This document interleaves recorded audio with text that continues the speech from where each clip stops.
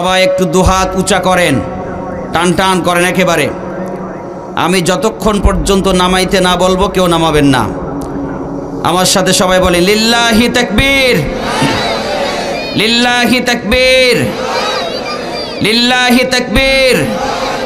আল কোরআনের আলো, জোরে আল কোরআনের আলো, আল হাদিসের আলো। কোরআন হাদিস যেখানে, আলেম ওলামা যেখানে,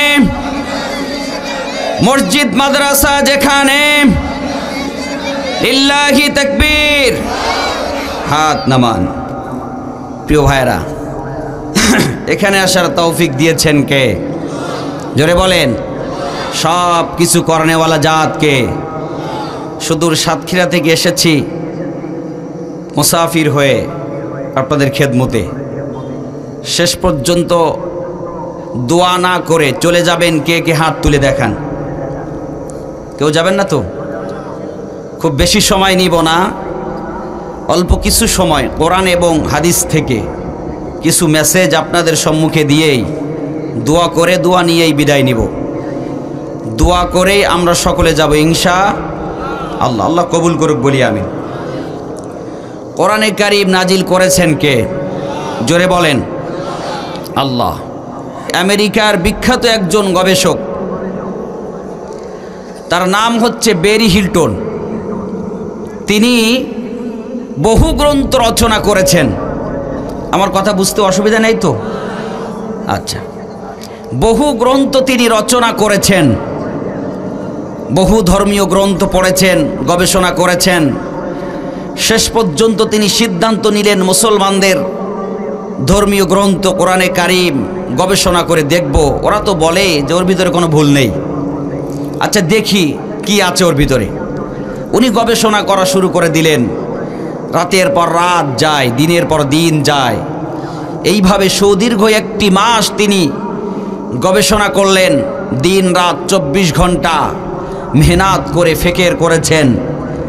এক মাসের ভিতরে কোরআনের অর্ধেকটা পর্যন্ত তিনি গবেষণা করতে পেরেছিলেন, বাকিটা পারে নাই।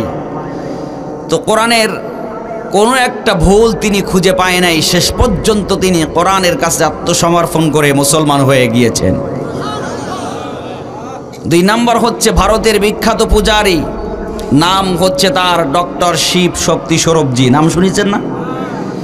তিনাকে একবার প্রশ্ন করা হলো, গুরুজি কোন ধর্মীয় গ্রন্থটা সলিড, নির্ভেজাল, যার ভিতরে কোনো ভেজাল নেই, ত্রুটি নেই? উনি এক কথায় জবাব দিয়েছিলেন, সেটা হচ্ছে মুসলমানদের ধর্মীয় গ্রন্থ কোরআনে কারীম। শেষ পর্যন্ত তিনি কোরআনের কাছে আত্মসমর্পণ করে মুসলমান হয়েছিলেন। বলি আলহামদুলিল্লাহ। প্রিয় ভাইরা, এটা এমন একটি কিতাব, এই কিতাবের কাছে যারা আত্মসমর্পণ করেছে দুনিয়াতে শান্তি, পরকালে মুক্তি দিয়েছেন কে? আকাশ চুম্বী জনপ্রিয়তা করে দিয়েছেন কে? বাতিল বেঈমান মুশরিকেরা কোরআন প্রেমী, হাদিস প্রেমী, নবী প্রেমীদেরকে কোরআন সুন্নাহ থেকে বিচ্ছিন্ন করবে বলে বহু চেষ্টা করেছিল, ঠিক কিনা? শেষ পর্যন্ত তারা ব্যর্থ হয়েছে। এমন একটা সময় ছিল যে সময় কোরআনের তাফসীর দেওয়ার জন্য অনুমতি আনতে যে থানার বারান্দায় ভিক্ষার মতো ঘুরতে হয়েছে, অনুমতি পায় নাই, ঠিক কিনা বলেন? এমন একটা সময় ছিল স্টেজ থেকে আলেমদেরকে ঘাড় ধাক্কা দিয়ে অপমান করে নিচে নামাই দেওয়া হয়েছে। বাংলার জনগণকে কোরআন সুন্নাহ থেকে বিচ্ছিন্ন করার চেষ্টা করেছে। শেষ পর্যন্ত তারা ব্যর্থ হয়ে বাংলার জমিন ছেড়ে দিল্লি যেয়ে পালাইছে, ঠিক কিনা বলেন? মনে রাখবেন, যারা যুগে যুগে কোরআনের সাথে, ইসলামের সাথে বিয়াদবি করেছে তাদের জায়গায় জমিনে হয় নাই। সুতরাং ভবিষ্যতে যারা ক্ষমতার চেয়ারে বসবা, ইসলামের সাথে, কোরআনের সাথে বিয়াদবি করো না, আলেমদের সাথে বিয়াদবি করো না।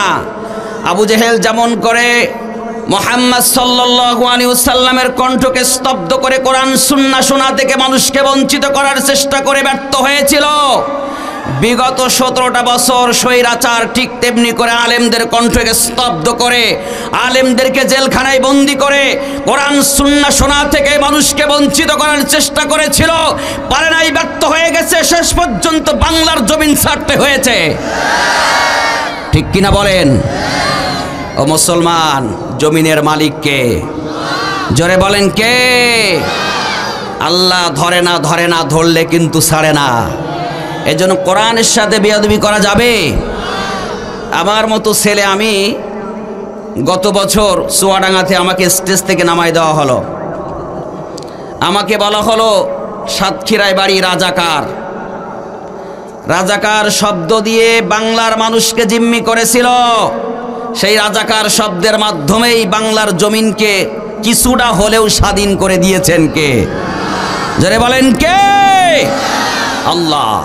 ও মুসলমান, ভয় করব একজনকে, তিনি কে? সেদিন আমি চোখের পানি ঝেড়ে কাঁদতে কাঁদতে আবার সাতক্ষীরায় চলে গিয়েছিলাম। আল্লাহকে বলেছিলাম, আল্লাহ আজকে মানুষকে কোরআনের তাফসির শোনাইতে পারলাম না, আল্লাহ তোমার কাছে অভিযোগ দিয়ে গেলাম। যেই ওসি বন্ধ করেছিল সে এখন পালাতক, তাকে খুঁজেই পাওয়া যায়নি। পরের এই গত সেদিনকেই সেই স্টেজে প্রোগ্রাম করে আসছি। কবুল করার মালিক কে? জোরে বলেন কে? আল্লাহ। অসন্তুষ্ট হচ্ছে না তো? কার কথা শুনবো? আল্লাহ। আল্লাহ তাআলা কোরআন ওপেন করে দিয়েছেন। রব্বুল আলামিন বললেন, হাদা বায়ানুল লিন্নাসি ওয়া হুদাও ওয়া মাউইযাতুল লিল মুত্তাকিন। জোরে বলি আল্লাহু আকবার। রব্বুল আলামিন বললেন, গোটা পৃথিবীর সমস্ত মানুষের মাঝে আল্লাহ রব্বুল আলামিন বয়ান পেশ করেছেন, বিবরণ পেশ করেছেন। এমন কোন বিষয় নেই যা আল্লাহ পাক কোরআনে কারিমে দেয় নাই। আল্লাহ রব্বুল আলামিন সমস্ত বিষয়গুলো আল্লাহ তাআলা কোরআনে কোট করে দিয়েছেন। রব্বুল আলামিন বললেন, ওয়াহুদাও ওয়া মাউইযাতুল লিল মুত্তাকিন। রব্বুল আলামিন বললেন, এটা হচ্ছে মুত্তাকিদের জন্য হেদায়েত, পথ প্রদর্শক। যদি হেদায়েত কেউ পেতে চায় তাহলে সে যেন কোরআনে কারিমের কাছে এসে আত্মসমর্পণ করে নেয়, অবশ্যই হেদায়েত পাবে। বিশ্বনবীর উপরে যখন কোরআন নাজিল হলো, নবীজির উপরে যখন কোরআন নাজিল হয়েছে, আমি মূল আলোচনায় যাওয়ার আগে একটু কোরআনের পরিচয় আপনাদের তুলে ধরি। কষ্ট হবে না তো? সম্মানিত প্রিয় ভাইয়েরা, জরুরত ছাড়া, প্রয়োজন ছাড়া, জরুরত ছাড়া যদি কোরআনের তাফসির শোনা থেকে উঠে কেউ চলে যায়, তাহলে বুঝবো ওর সাথে কোরআনের কোনো সম্পর্ক নেই, সেই জন্য চলে যাচ্ছে। কথাকে বুঝেছেন? কারণ এদের সম্পর্কে আল্লাহ কোরআনে বলে দিয়েছেন, সেটা একটু আগে বলে নিই। রব্বুল আলামিন বললেন, وَإِذَا قِيلَ لَهُمْ تَعَالَوْا إِلَى مَا أَنزَلَ اللَّهُ وَإِلَى الرَّسُولِ رَأَيْتَ الْمُنَافِقِينَ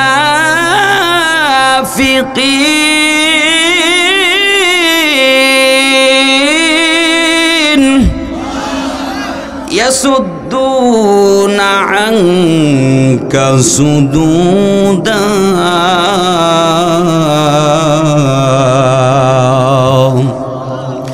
রব্বুল আলামিন বললেন, নবী হে, আপনার প্রতি যে কোরআনে কারীম নাজিল করেছি, এটা যখন আপনি মানুষের মাঝে বলবেন, দেখবেন এক শ্রেণীর মানুষ এসে তারা বসবে ঠিকই, কিন্তু কিছুক্ষণ পরে তারা আস্তে করে পিছন থেকে ভেগে যাবে। যখন দেখবে তার জীবনের সাথে কোরআন সুন্নাহ মিলছে না, যখন দেখবে সে যে রাজনীতি করে তার সাথে কোরআনের কোনো মিল নাই, সে যে ব্যবসা করে তার সাথে কোরআনের কোনো মিল নাই, সে যে ইবাদত করে তার সাথে কোরআনের কোনো মিল নেই, তার জীবনের প্রত্যেকটা কর্মের সাথে যখন কোরআন সুন্নাহ মিলবে না, গার মধ্যে জ্বালা করবে, আস্তে করে পিছন থেকে ভেগে যাবে। এরা হলো রাআইতাল মুনাফিক। কারণ যুগে যুগে ইসলামের সবচেয়ে বেশি ক্ষতি করেছে মুসলমান নামের মুনাফিকেরা। কাফেরদের চাইতে মুসলমান নামের মুনাফিকেরা ইসলামের বেশি ক্ষতি করেছে, ষড়যন্ত্র করে। এরা হচ্ছে কাফেরদের প্রেতাত্মা সেজে ইসলামের সবচেয়ে বেশি ক্ষতি করে। এজন্য কোরআন সুন্নাহর কথা মুনাফিকের সহ্য হবে না। এজন্য যদি প্রয়োজন ছাড়া মাহফিল থেকে যদি কেউ উঠে যায়, বুঝবো ওর দেহের ভিতরে মুনাফিকের রক্ত প্রবাহমান। কথা কি ক্লিয়ার না ভেজাল আছে? হ্যাঁ, ক্লিয়ার। প্রিয় ভাইরা, নবীজির ওপরে যখন কোরআন নাজিল হলো, নবীজি যখন উতলুমা উহিয়া ইলাইকা মিনাল কিতাব, কোরআন হাদিসের বাইরে কোনো কথা বলবো না, প্রত্যেকটা কথায় রেফারেন্স পাবেন ইনশাআল্লাহ। নবীজি যখন এই কিতাব মানুষের কাছে মাঝে তেলাওয়াত করা শুরু করে দিলেন, কারণ আল্লাহ পাক তার নবীকে 4টা কর্মসূচি দিয়েছিলেন। কয়টা? জোরে বলেন, কয়টা? 4টা। প্রথম নাম্বার কর্মসূচি হচ্ছে ইয়াতলু আলাইকুম আয়াতিনা। নবী, আপনাকে যে কিতাব দেওয়া হয়েছে এটা আপনি মানুষের মাঝে তেলাওয়াত করুন, পড়ে শোনান, শিক্ষা দেন, বুঝান, কোরআনের দাওয়াত দেন। নবীজি যখন তেলাওয়াত করা শুরু করে দিলেন, আবু জেহেল, সাইবা, উতবা, ওয়ালিদ ইবনে মুগিরা, মক্কার বড় বড় লিডারেরা, তার হঠাৎ করে নবীজিকে বলছে, মুহাম্মদ, এটা তুমি নতুন করে আবার কই পেয়েছো? এটা তো আমাদের ধর্মে নাই, এটা কে দিয়েছে তোমাকে? নবীজি তখন বলতেছে, এটা আল্লাহ রাব্বুল আলামিনের দেওয়া ঐশী বাণী, এটার ওপরে ঈমান আনো, তেলাওয়াত শোনো, হেদায়েত দেওয়ার মালিককে। তখন আবু জেহেল বলতেছে, না, আফতারায়া আলাল্লাহি কাযিবান আম বিহি জিন্নাহ, তুমি আল্লাহর নামে কেন মিথ্যা বলতেছ? তোমার মতো একটা দলিত প্রকৃতির মানুষ, গরিব নিম্ন শ্রেণীর মানুষের কাছে বুঝি কোরআন দিবে? মানুষ আর খুঁজে পায়নি। আবু জেহেল এইভাবে কটাক্ষ করেছিল। তুমি আল্লাহর নামে মিথ্যা বলছো, হয় জিনেরা তোমাকে শিখাইছে, আর তা না হয় মানুষে তোমাকে শিখাইছে।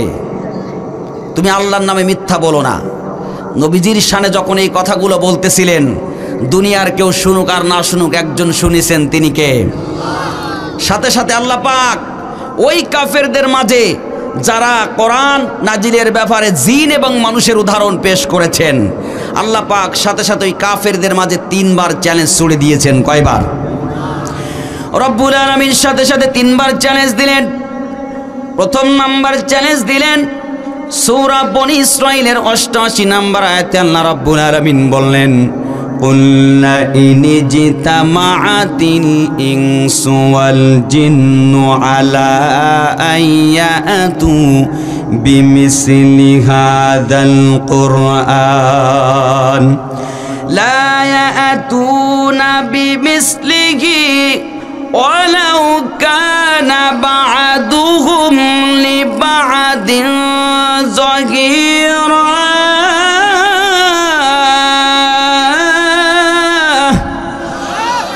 আরো জোরে বলি আল্লাহু আকবার। রব্বুল আলামিন বললেন, নবীকে, ওরা যে আপনার মাঝে জিন এবং মানুষের উদাহরণ পেশ করেছে, আপনি তাদেরকে বলেন ওই জিনদেরকে ডাকতে এবং ওই মানুষদেরকে ডাকতে, ডেকে একত্রিত করে তাদেরকে বলেন, আমি যে কিতাব দিয়েছি এরকম একটা কিতাব যেন তারা তৈরি করে নিয়ে আসে, দেখি তাদের কেমন যোগ্যতা। ওই জিন এবং মানুষদেরকে একত্রিত করে, এমনকি গোটা পৃথিবীর সমস্ত জিন এবং ইনসান যারা আছে সবাইকে একত্রিত করে একটা কিতাব তৈরি করতে বলেন। রব্বুল আলামিন বললেন, ওয়ালাউ কানা বা'দুহুম লিবা'দিন যাহিরা, গোটা পৃথিবীর সমস্ত জিন এবং ইনসান যদি একত্রিত হয়ে যায়, কোরআনের একটা শব্দ কেন, একটা আয়াতও তাদের নতুন করে বানানোর ক্ষমতা নাই। চ্যালেঞ্জ দিলেন, বানাও আমার কিতাবের আইন। তোমাদের মানতে ইচ্ছা হয় না, আমি যে দিয়েছি এটা তোমাদের বিশ্বাস হয় না, তাহলে তোমরা ওই জিন আর ওই মানুষদেরকে ডেকে একটা কিতাব বানাও। চ্যালেঞ্জ দিলেন কে? আরে জোরে বলেন কে? আল্লাহ। নবীজি যখন চ্যালেঞ্জ ছুড়ে দিলেন, কোনো কাফের, কোনো বেঈমান, সে যুগেও না আজ পর্যন্ত কেউ এই চ্যালেঞ্জের মোকাবেলা করতে পারে নাই।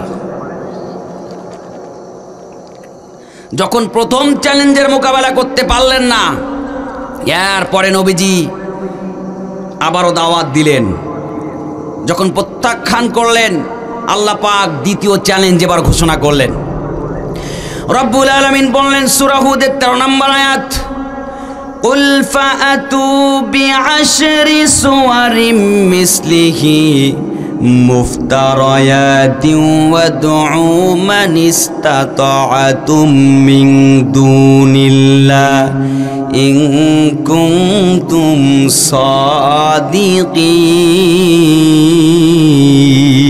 সাদিকিন। রব্বুল আলামিন বললেন, আমি যে আমার নবীর প্রতি যে কিতাবটা দিলাম, আল্লাহ পাক বললেন, হে নবী তাদেরকে বলে দেন, কুল ফাতু বিআশরি সুওয়ারিম মিসলিহি, একটা কিতাব না অন্তত 10টা সূরা তাদেরকে বানায় আনতে বলো। একটা কিতাব যদি তারা না পারে তাহলে 10টা সূরা তাদেরকে বানায় আনতে বলো, দেখি তাদের কেমন যোগ্যতা। এবং ওই সমস্ত মিথ্যুকদেরকে ডেকে আনতে বলো, একত্রিত করতে বলো। যারা আমার কোরআন থেকে, আমার দিন থেকে যারা বিমুখ আছে, ওদেরকে ডেকে একত্রিত করে একটা কিতাব যদি ওরা না পারে অন্তত 10টি সূরা বানাইতে পারো। আল্লাহ পাক যখন দ্বিতীয় চ্যালেঞ্জ দিলেন, গোটা মক্কার কাফের কেন আজ পর্যন্ত কেউ এই চ্যালেঞ্জের মোকাবেলা করতে পারে নাই। আল্লাহ পাক এরপরে তৃতীয় নম্বর চ্যালেঞ্জ ছুড়ে দিলেন, ওয়া ইন কুনতুম ফি রাইবিম মিম্মা নাযালনা আলা আবদিনা ফাআতু বিসূরাতিম মিন মিসলিহি ওয়াদউ শুহাদাআকুম মিন দুনিল্লাহ ইন কুনতুম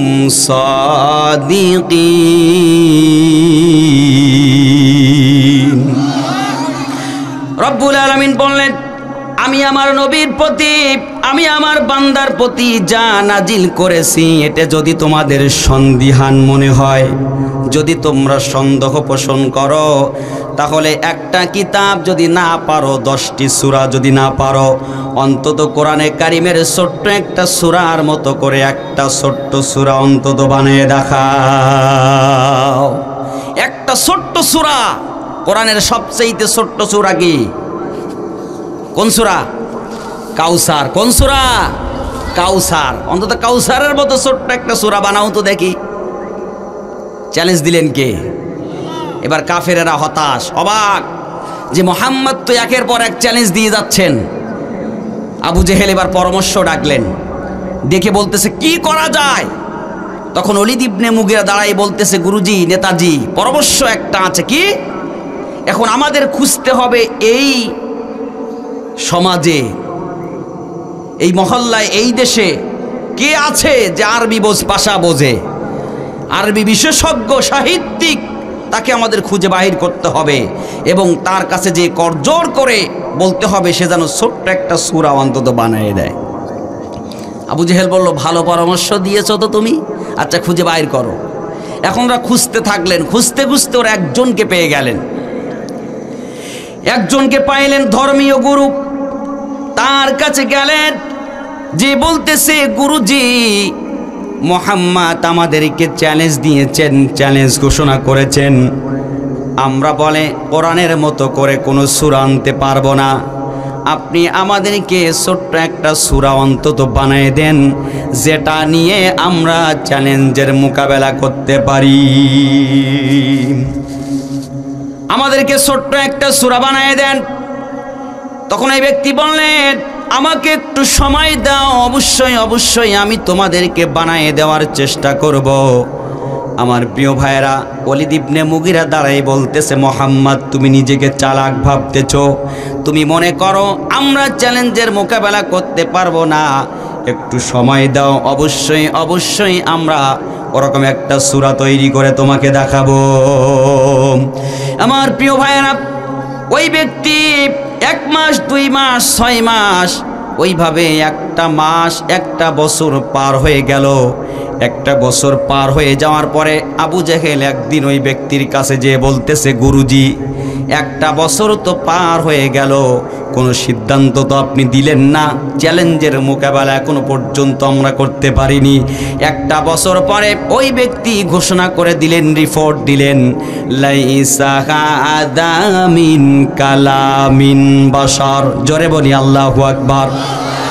দীর্ঘ একটা বছর পরে ওই ব্যক্তি রিপোর্ট দিলেন, হে মক্কার কাফেরেরা তথা গোটা পৃথিবীর সমস্ত কাফেরেরা, আমি বলি শোনো, আমি কেন, গোটা পৃথিবীর যত মানুষ এবং জিন আছে সবাই যদি একত্রিত হয়ে যায়, কোরআনের একটা আয়াত কেন, একটা শব্দ নতুন করে বানানোর ক্ষমতা নাই।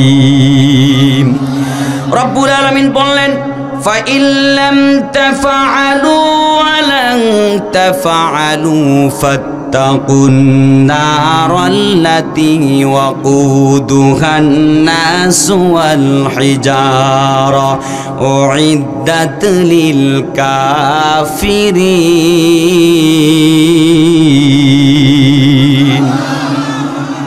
আল্লাহ পাক বললেন, فَإِن لَّمْ تَفْعَلُوا وَلَن تَفْعَلُوا, তোমরা যেহেতু পারবে না সেহেতু ভয় করো আগুনের, যার ইন্ধন হবে অকুদুহান নাস ওয়াল হিজারা, যার জ্বালানি হবে মানুষ আর পাথর।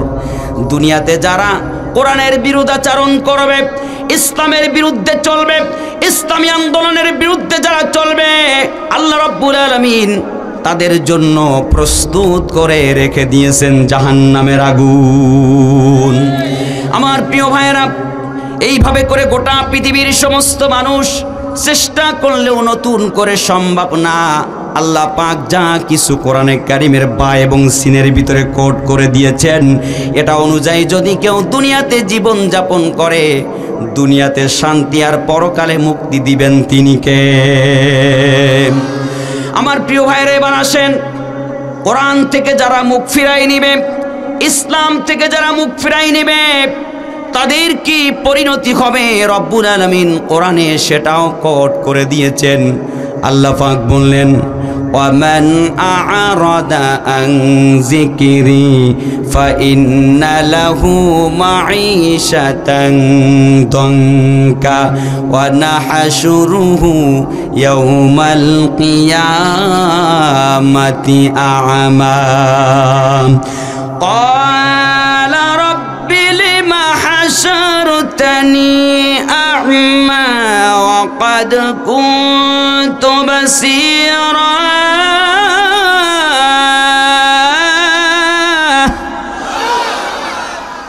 রব্বুল আলামিন বলেন, কোরআন থেকে যারা মুখ ফিরাই নিবে, ইসলাম থেকে যারা মুখ ফিরাই নিবে, আল্লাহ পাক দুনিয়া এবং আখিরাতে তাদের জন্য শাস্তি রেখেছেন তিনটা। জোরে বলেন কয়টা? আরো জোরে, জোর হলো না। আল্লাহ পাক তিনটা শাস্তি রেখে দিয়েছেন। যারা ইসলাম থেকে মুখ ফিরাই নিবে, কোরআন থেকে যারা মুখ ফিরাই নিবে, আল্লাহ পাক তিনটা শাস্তি রেখেছেন। প্রথম নাম্বার শাস্তি হলো, ওই ব্যক্তি দুনিয়ায় চলাফেরা করবে, আল্লাহ পাক দুনিয়ার জীবনটা তার জন্য সংকীর্ণ করে দিবে, শান্তি পাবে না। কারণ কোরআন থেকে ইসলাম থেকে মুখ ফিরানোওয়ালা ব্যক্তির ওপর থেকে জিম্মাদারি উঠায় নেয় কে? আল্লাহ। আল্লাহ যদি কারোর ওপরে থেকে জিম্মাদারি উঠায় নেয়, তার কোনো রাস্তা আছে? তাকে শান্তি দিতে পারে পৃথিবীতে কেউ আছে? মনে রাখবা, মানুষের তৈরি করা আইন দ্বারা সমাজে শান্তি আসতে পারে না, রাষ্ট্রে শান্তি আসতে পারে না। ব্যক্তিত্ব জীবন থেকে আন্তর্জাতিক পর্যন্ত মানুষের তৈরি করা আইন দ্বারা পরিবর্তন করা সম্ভব না। ব্যক্তি, সমাজ, রাষ্ট্র পরিবর্তন করতে যদি চাও, ইসলামের আইন চালু করে দাও। ঠিক কিনা বলেন? ইসলাম এসেছে শান্তি দিতে, কোরআন এসেছে সমাজে শান্তি আনতে। আজকে যারা কোরআনের শাসন চায় না, সৎ মানুষের শাসন যারা চায় না, কোরআনের আইন, ইসলামের আইন জমিনে বাস্তবায়ন হোক, এটা যারা চায় না, ওরা কোনোদিন মুসলমান হতে পারে না। ঠিক কিনা? আল্লাহ এই কাফেরদের থেকে আমাদের হেফাজত করুক, বলি আমিন। আসমান জমিনের মালিক কে? কষ্ট হচ্ছে, দুনিয়ার জীবন সংকীর্ণ হবে, এত কামাবা, বরকত নাই, বরকত উঠে যাবে। কোনো শান্তি পাবা না। খেয়ে পরে বেঁচে শান্তি নাই। কেন শান্তি নাই? জিম্মাদারি উঠাই নিয়েছেন কে? ছোট্ট একটা বাচ্চা রোজগার করতে পারে না। বাবা যদি বাড়ির থেকে ঘাট ধরে বাহির করে দেয়, বাবা যদি বলে আজকের থেকে তোমার অভিভাবক আমি না, তোমার কোনো দায়িত্ব নাই আমার ওপরে, ওর যেমন কোনো রাস্তা থাকবে না অশান্তি আর অশান্তি, ঠিক কিনা? ঠিক তেমনি করে আমাদের অভিভাবককে আল্লাহ যদি জিম্মাদারি দায়িত্ব উঠায় নেয়, কোনো রাস্তা আছে? তবে ইসলামের সাথে কোরআনের সাথে বেয়াদবি করে আল্লাহর জিম্মাদারি থেকে বঞ্চিত হইতে আমরা চাই না, ঠিক কিনা? বেঁচে থাকবো যতদিন কোরআনের পক্ষে, ইসলামের পক্ষে থাকবো ততদিন কারা কারা হাত তুলে দেখান, হাত নামান। আল্লাহ পাক কবুল করুক, বলি আমিন। নাম্বার 2 হলো ওই ব্যক্তিকে যখন কবরে রাখা হবে, কবরের জীবনটা তার জন্য সংকীর্ণ হয়ে যাবে। এমনভাবে সংকীর্ণ করে দিবেন, 2 পাশের মাটি এমনভাবে চাপ দিবে, এক পাজরের হাড্ডি আরেক পাজরের ভিতরে ঢুকে যাবে। এরপরে ওই ব্যক্তি 3 নম্বরে কিয়ামতের ময়দানে যখন ওই ব্যক্তিকে উঠানো হবে, তখন তার চক্ষু 2টা অন্ধ করে দেওয়া হবে, চোখে দেখবে না। তখন ওই ব্যক্তি বলবে ক্বালা রাব্বি লিমা হাশারতানি আ'মা। হে রব্বুল আলামিন, দুনিয়াতে আমরা চক্ষু মানছিলাম, আমাদের চক্ষু বিশিষ্ট ছিল, এই চক্ষু দিয়ে আমরা দুনিয়ার নাজ নিয়ামত দেখেছি। আজকে কেন আমাদের চক্ষু বন্ধ করে দেওয়া হয়েছে?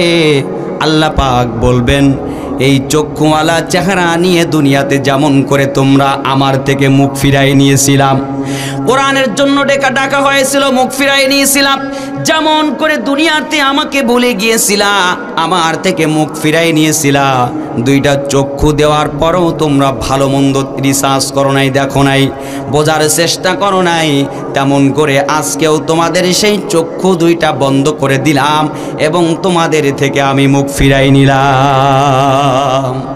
আমার প্রিয় ভাইরা, যারা কোরআন থেকে বিমুখ, ইসলাম থেকে বিমুখ, আল্লাহ পাক এই 3টা শাস্তি দুনিয়ায় এবং আখিরাতে তাদের জন্য রেখে দিয়েছেন। এই জন্য বেঁচে থাকবো যতদিন একজনের আইন মানব, তিনি কে? আমার প্রিয় ভাইরা, আসুন সেই চ্যালেঞ্জকৃত কিতাব কোরআন থেকে কথা শুনতে এসেছি। আল্লাহ রাব্বুল আলামিন কবুল করুক, বলি আমিন। আসুন মূল আলোচনায় চলে যায়। আজকে আমি তেলাওয়াত করেছি সূরা আশ-শূরা। সূরা মানে হচ্ছে পরামর্শ। কোরআনে কারীমের 42 নম্বর সূরা এবং 36 নম্বর আয়াত আমি তেলাওয়াত করেছি। প্রিয় ভাইরা, এই সূরাটার নামকরণ করা হয়েছে 38 নম্বর আয়াত থেকে। সূরা মানে হচ্ছে কি? পরামর্শ। কি পরামর্শ? কথার জবাব দিতে হবে। মুসলমানের সাউন্ড হয়নি, হবে না কখনো ডাউন, এজন্য জবাব দিতে হবে। ঘুমাচ্ছেন না তো আপনারা? কথার জবাব দিবেন, তাহলে বুঝতে সুবিধা হবে। 36 নম্বর আয়াত তেলাওয়াত করেছি এবং নবীজির অসংখ্য বাণী হাদিস থেকে ছোট্ট একটি হাদিস আমি তেলাওয়াত করেছি। আল্লাহ তাআলা যদি তৌফিক দেয়, এই আয়াত এবং এই হাদিস থেকে কিছু কথা আজকে আলোচনা করে যাব ইনশাআল্লাহ। কবুল করুন। রব্বুল আলামিন বললেন, ফামা উতিতুম মিন শাইইন ফামাতাউল হায়াতিদ দুনিয়া ওয়া মা ইনদাল্লাহি খায়রুন ওয়া আবকা লিল্লাযীনা আমানু ওয়া আলা রাব্বিহিম ইয়াতাওয়াক্কালুন। জোরে বলি আল্লাহু আকবার। রব্বুল আলামিন বললেন, ফামা উতিতুম মিন শাইইন ফামাতাউল হায়াতিদ দুনিয়া। আল্লাহ পাক বললেন, তোমাদেরকে যা কিছু দেওয়া হয়েছে দুনিয়াতে, তোমাদেরকে যা কিছু দেওয়া হয়েছে এটা হচ্ছে ভোগ বিলাস। কে বললেন? এটা হচ্ছে ভোগ বিলাস। তোমাদেরকে যা কিছু দেওয়া হয়েছে এটা হলো ভোগ বিলাস। দুনিয়াতে চলাফেরার জন্য তোমাদের দুই চোখের সামনে তোমরা যা কিছু দেখতেছ আমি ভোগ বিলাস হিসাবে এটা দিয়েছি। এই ভোগ বিলাসের ভিতরে নগ্ন হয়ে মত হয়ে তোমরা আমি রবকে ভুলে যেও না। রব্বুল আলামিন বললেন ওয়ামা হাযিহিল হায়াতুদ দুনিয়া ইল্লা লাহু ওয়া লাইবুন ওয়া ইন্নাদ দারাল আখিরাতি লাহিয়াল হায়াওয়ানু লাউ কানু ইয়ামালুন। জোরে বলি আল্লাহু আকবার। রব্বুল আলামিন বললেন এই দুনিয়াটা হচ্ছে ক্রীড়া কৌতুক খেল তামাশা। আল্লাহ পাক বললেন দুনিয়ার এই সংক্ষিপ্ত জীবনের কাছে আখিরাতের জীবনের কাছে দুনিয়াটা হচ্ছে খুবই নগণ্য একটা জিনিস, খুবই নগণ্য একটা স্থান। এটা হচ্ছে ক্ষণস্থায়ী দুনিয়া। চিরজীবন এই পৃথিবীতে আমরা কেউ থাকতে পারবো না। আমাদের জন্য স্থায়ী আবাস, চিরস্থায়ী জায়গা, চিরস্থায়ী শান্তির আবাস স্থল আল্লাহ পাক রেখে দিয়েছেন জান্নাতে। রব্বুল আলামিন বললেন এই দুনিয়াটা যে কত বড় নগণ্য, কতটা সংকীর্ণ, এটা যদি তারা বুঝতো জানতো তাহলে তারা দুনিয়ার মায়ায় পড়ে আমি আল্লাহকে ভুলে যেত না, দুনিয়ার পিছনে দৌড়াতো না। নবীজি বললেন যদি কোনো বান্দা একটা দুনিয়াকে আল্লাহকে খুশি করার জন্য যদি একটা দুনিয়া ছেড়ে দিতে পারে আল্লাহ পাক 10টা দুনিয়া সমান জান্নাত ওই বান্দাকে উপহার দিবেন। রব্বুল আলামিন বললেন পৃথিবীটা এমন একটা সংকীর্ণ করে দিয়েছি, খেল তামাশা ক্রীড়া কৌতুক মাত্র, এটার পিছনে মুখে পড়ে তোমরা আমি আল্লাহকে ভুলে যেও না। রব্বুল আলামিন এরপরে বললেন ওয়া মা ইনদাল্লাহি খায়রুন ওয়া আবকা। রব্বুল আলামিন বললেন তাদের জন্য কত উত্তম। আল্লাহ পাক বললেন আমার নিকট আমি আল্লাহ পাক তাদের জন্য উত্তম স্থায়ী আবাস স্থল রেখে দিয়েছি, তাদের জন্য আমি মহা পুরস্কার রেখে দিয়েছি। যারা নাকি ইল্লাল্লাযীনা আমানু ওয়া আলা রাব্বিহিম ইয়াতাওয়াক্কালুন। জোরে বলি আল্লাহু আকবার। রব্বুল আলামিন বললেন স্থায়ী আবাস পুরস্কার আমি তাদের জন্য রেখে দিয়েছি যারা বলে, যারা আমি আল্লাহর প্রতি ঈমান এনেছেন। কার প্রতি? জোরে বলেন। যারা আমি আল্লাহর প্রতি ঈমান এনেছে, বিশ্বাস স্থাপন করেছেন, আমি রব্বুল আলামিন তাদের জন্য রেখে দিয়েছি পুরস্কার। ওয়া আলা রাব্বিহিম ইয়াতাওয়াক্কালুন। রব্বুল আলামিন বললেন এবং যারা আমি আল্লাহর উপরে ভরসা করে, আমি আল্লাহর উপরে ভরসা করে আমি আল্লাহ রব্বুল আলামিন তাদের জন্য পুরস্কার রেখে দিয়েছি। তাহলে সর্বপ্রথম তাদের জন্য পুরস্কার যারা ঈমান আনবে তার প্রতি। কার প্রতি?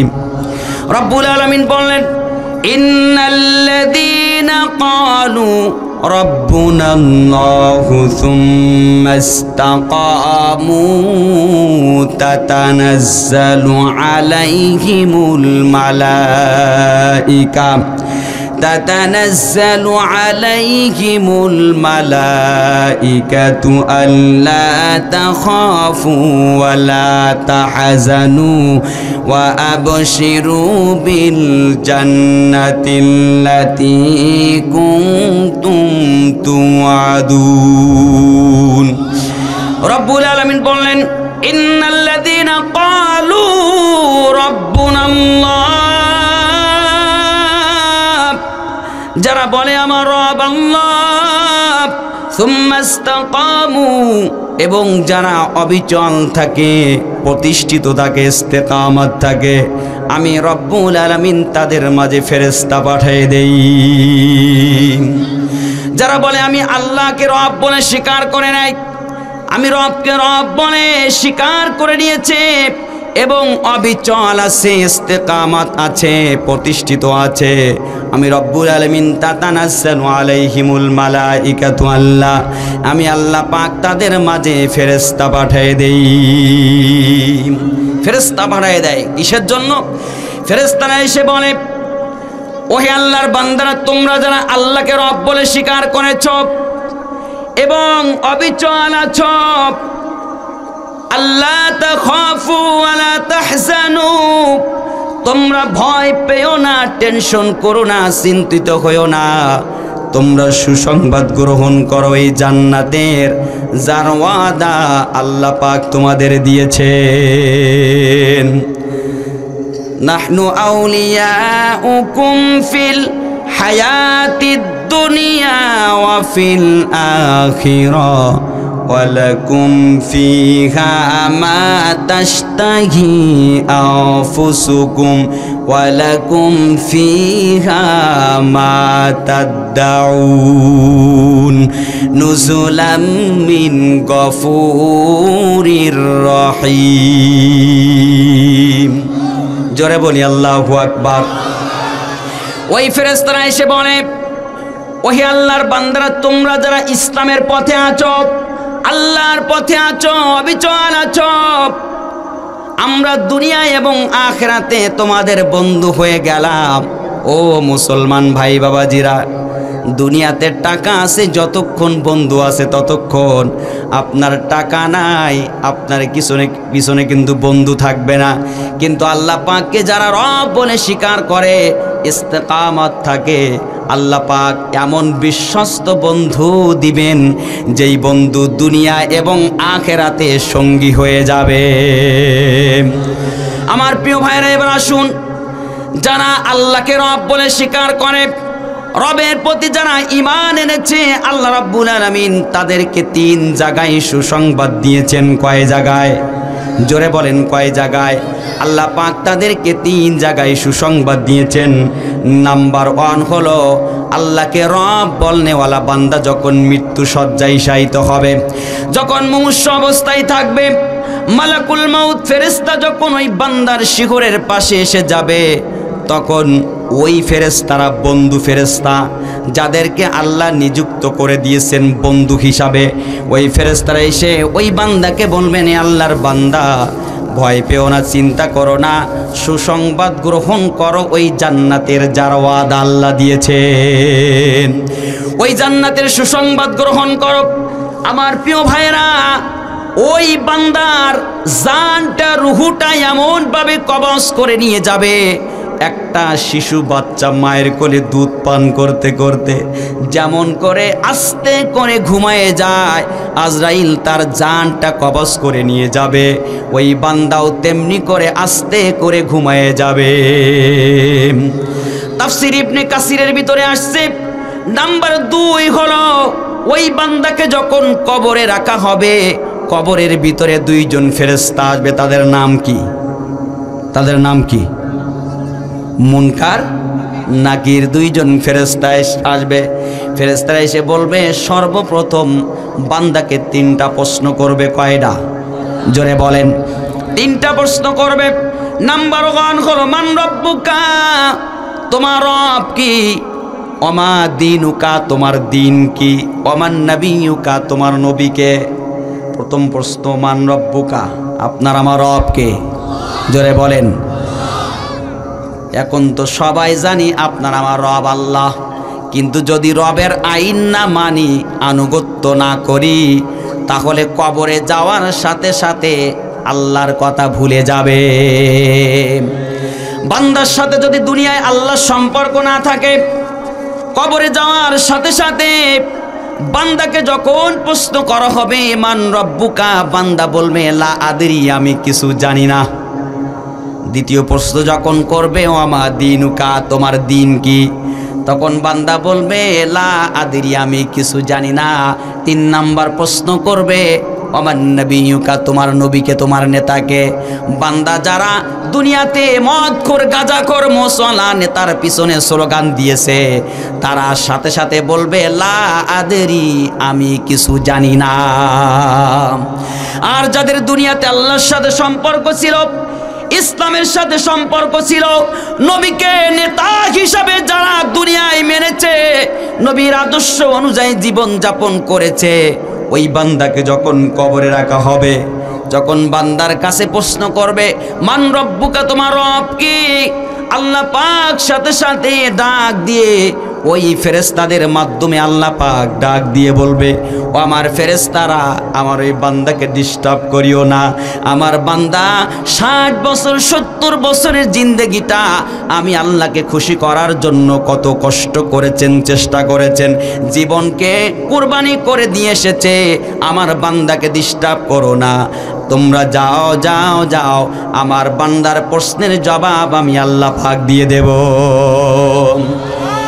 এরপরে 3 নম্বর, ওই বান্দাকে যখন হাসরের ময়দানে উঠানো হবে, যেদিন সূর্য 1 মুষ্টি অথবা 1 বিঘাত মাথার উপরে থাকবে, মাথার সমস্ত ঘিনুগুলা টকবক করবে, সমস্ত দুনিয়ার মানুষ হাসরবাসী সবাই বলবে আলহাতস আলহাতস, পিপাসা পিপাসা বলে চিৎকার দিবে, জিহ্বাটা নাভি পর্যন্ত ঝুলে আসবে।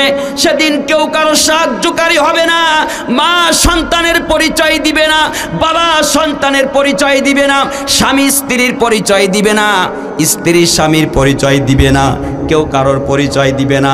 যদি ঈমান না থাকে কেউ কারোর সাথে কেউ সম্পর্ক থাকবে না।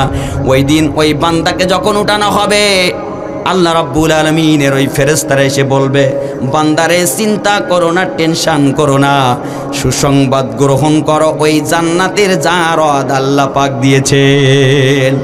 আল্লাহ রাব্বুল আলামিন ওই বান্দাকে নিজ দায়িত্বে ফেরেশতাদের মাধ্যমে আল্লাহ পাক তার আরশের নিচে ছায়া দিবেন।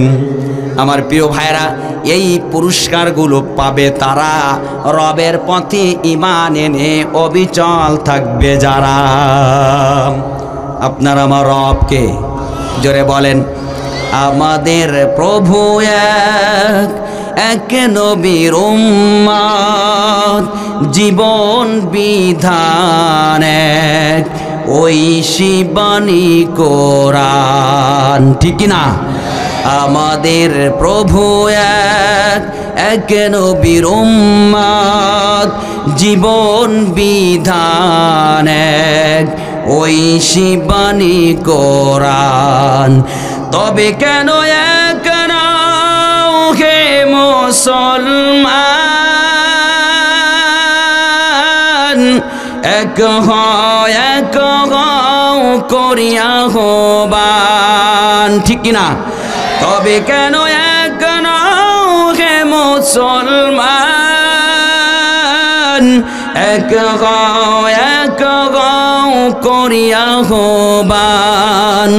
আমাদের প্রভু এক নবীর উম্মত, জীবন বিধান এক, ওই শিবানী কোরআন। আস্তে কোন মারহাবা, এর জিকির করি লা ইলাহা,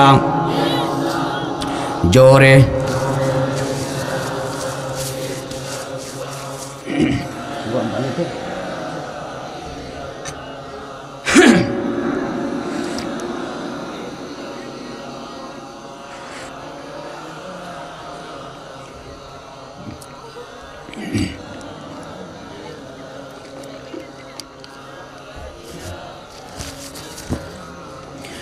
লা ইলাহা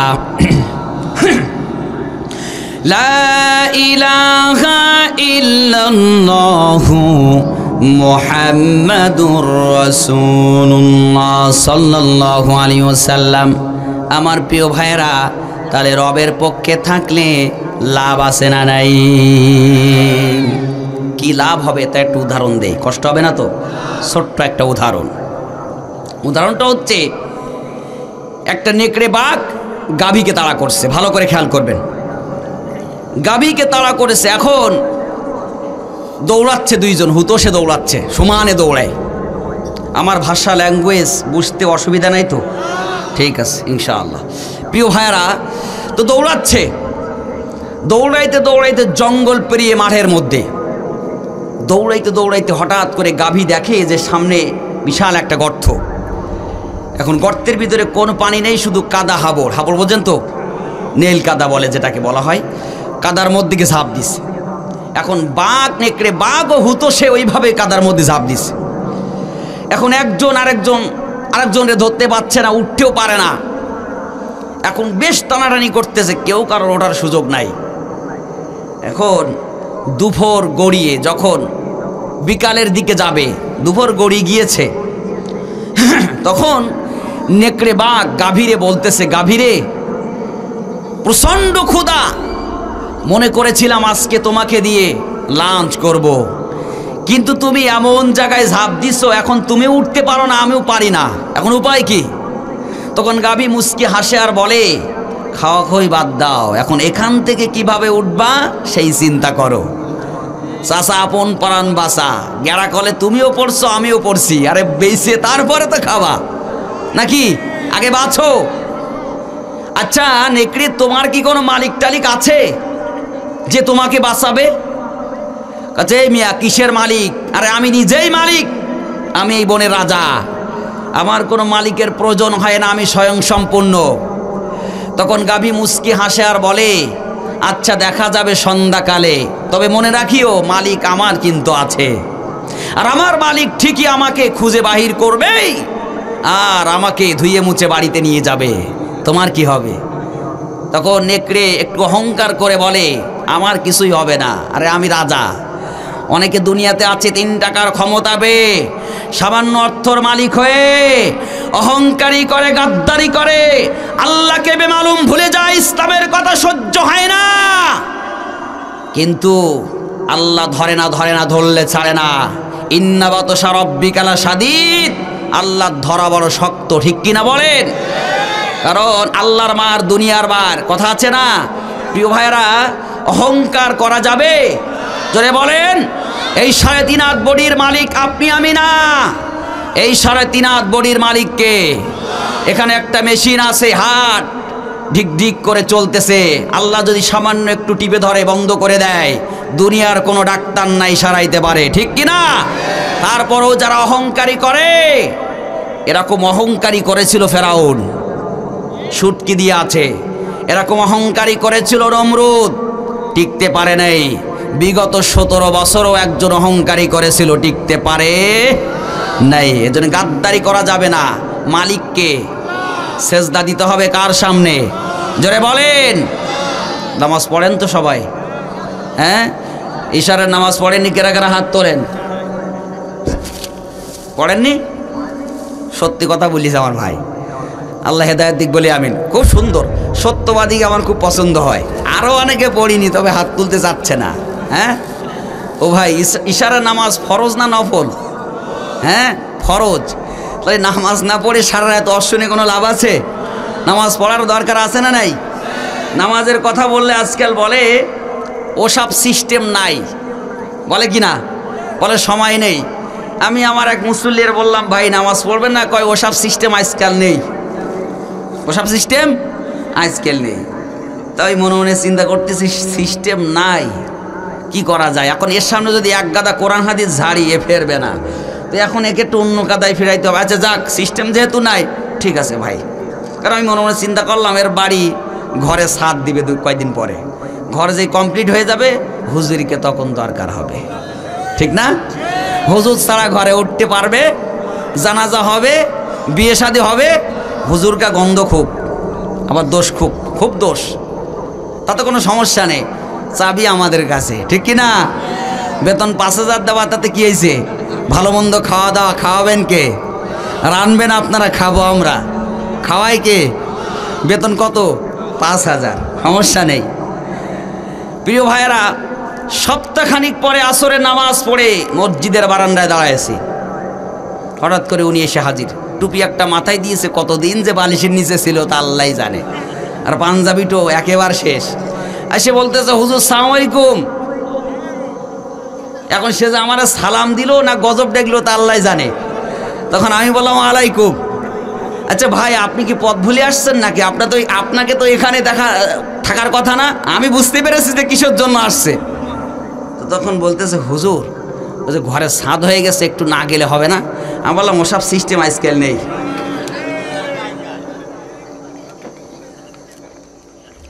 আমার পাশে আমার মসজিদের সেক্রেটারি দাঁড়ায় আসে, হুজুর বলতেছে, হুজুর কী হয়েছে?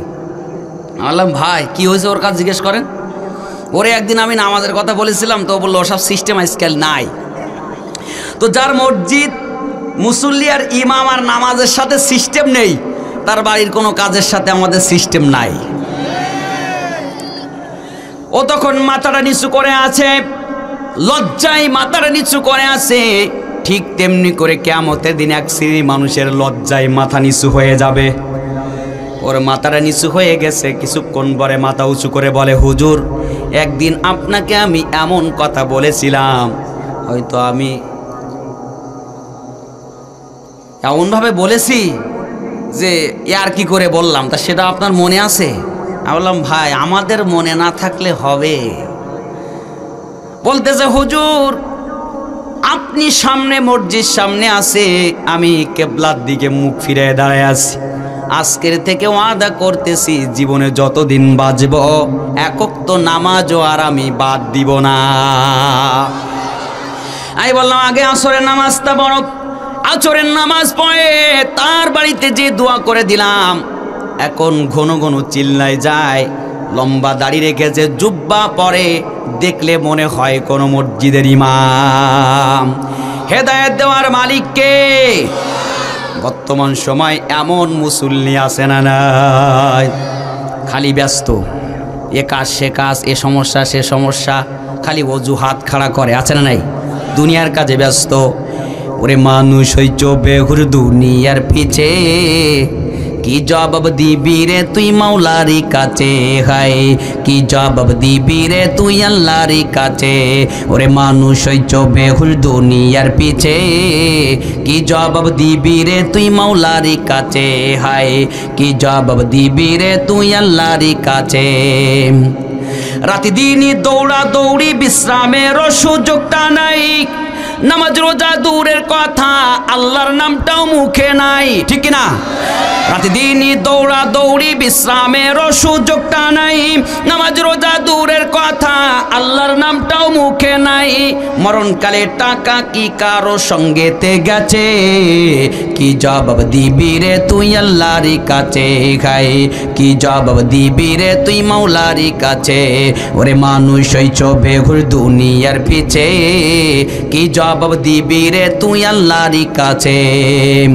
দুনিয়ারি মোহে পড়ে আল্লাহকে গেছো ভুলিয়া, দুনিয়ারি মোহে পড়ে মাওলাকে গেছো ভুলিয়া, জানো কি কবে কখন ছাড়তে হবে এই দুনিয়া, ঠিক না?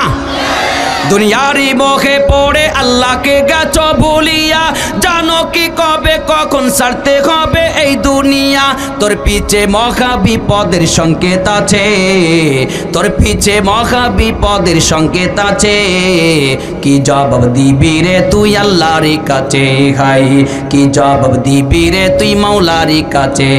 ওরে মানুষ হইছ বেহুর দুনিয়ার পিছে, কি জবাব দিবি রে তুই আল্লাহর কাছে।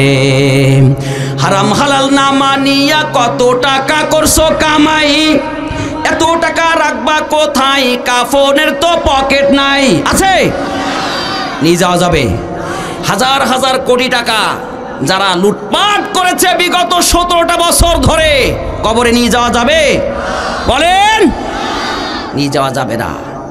এই আহাম্মক গুলাকে যদি এই বুঝটুকু থাকতো যে দুনিয়ার থেকে নিয়ে যাওয়া যাবে না, তাহলে গরিব অসহায় মানুষের রক্ত গমাই করা টাকা মেরে দিত না, ঠিক কিনা? হারাম হালাল না মানিয়া কত টাকা করছো কামাই, এত টাকা রাখবা কোথায়, কাফনের তো পকেট নাই, টাকা পয়সা লইয়া কি কেউ কবরে গেছে, কি জবাব দিবি রে তুই আল্লাহর কাছে, গাই কি জবাব দিবি রে তুই মাওলার কাছে। ওরে মানুষ হইছ বেহুর দুনিয়ার পিছে, কি জবাব দিবি রে তুই আল্লাহর কাছে। জবাব দেওয়া লাগবে কি লাগবে না? সম্মানিত প্রিয় ভাইরা, 5 ওয়াক্ত নামাজ পড়ার দরকার আছে না নাই? জোরে বলেন আছে না নাই? যারা 5 ওয়াক্ত নামাজ পড়ে না, এরা মুখে যতই মুসলমান বলুক না কেন, এদের ঈমান নাই, ঠিক কিনা বলেন? আল্লাহ পাক কবুল করুক বলি আমিন। মনে আছে তো বাগান নেকড়ের কথা? হ্যাঁ মনে রাখতে হবে, কিন্তু নাই কিন্তু বুঝতে পারবেন না। প্রিয় ভাইরা, এখন নেকড়ে বলে যে আমার মালিকের দরকার নেই। গাভী বলে আচ্ছা ঠিক আছে, আমি কিন্তু রবের পরিচয় দিচ্ছি। আমার প্রিয় ভাইয়েরা, এবার গাভী আস্তে আস্তে যখন সন্ধ্যার কাছাকাছি চলে গেল, গাভীর মালিক গাভীকে খুঁজতে খুঁজতে এবার জঙ্গল পেরিয়ে মাঠের ভিতরে যখন চলে আসলো, আসার পরে দেখে বিশাল একটা গর্ত, গর্তের ভিতরে একটা নেকড়ে বাঘ পড়ে আছে আর একটা আমার গাভীটা পড়ে আছে। তখন গাভীর মালিক বুঝতে পেরেছে সারাটা দিন এই শয়তান নেকড়ে আমার গাভীটারে জ্বালাইছে, খুব জ্বালাইছো। এবার গাভীটারে ওপরে উঠায়া ধুয়ে মুছে পরিষ্কার করে সাইডে রেখে একটা কষানে ভেঙে নেকড়েরে হদ্দবরণ বাড়ি দিচ্ছে। বাড়ি দেয় আর বলে, খুব জ্বালাইছো আমার নেকড়েরে, আমার গাভীরে।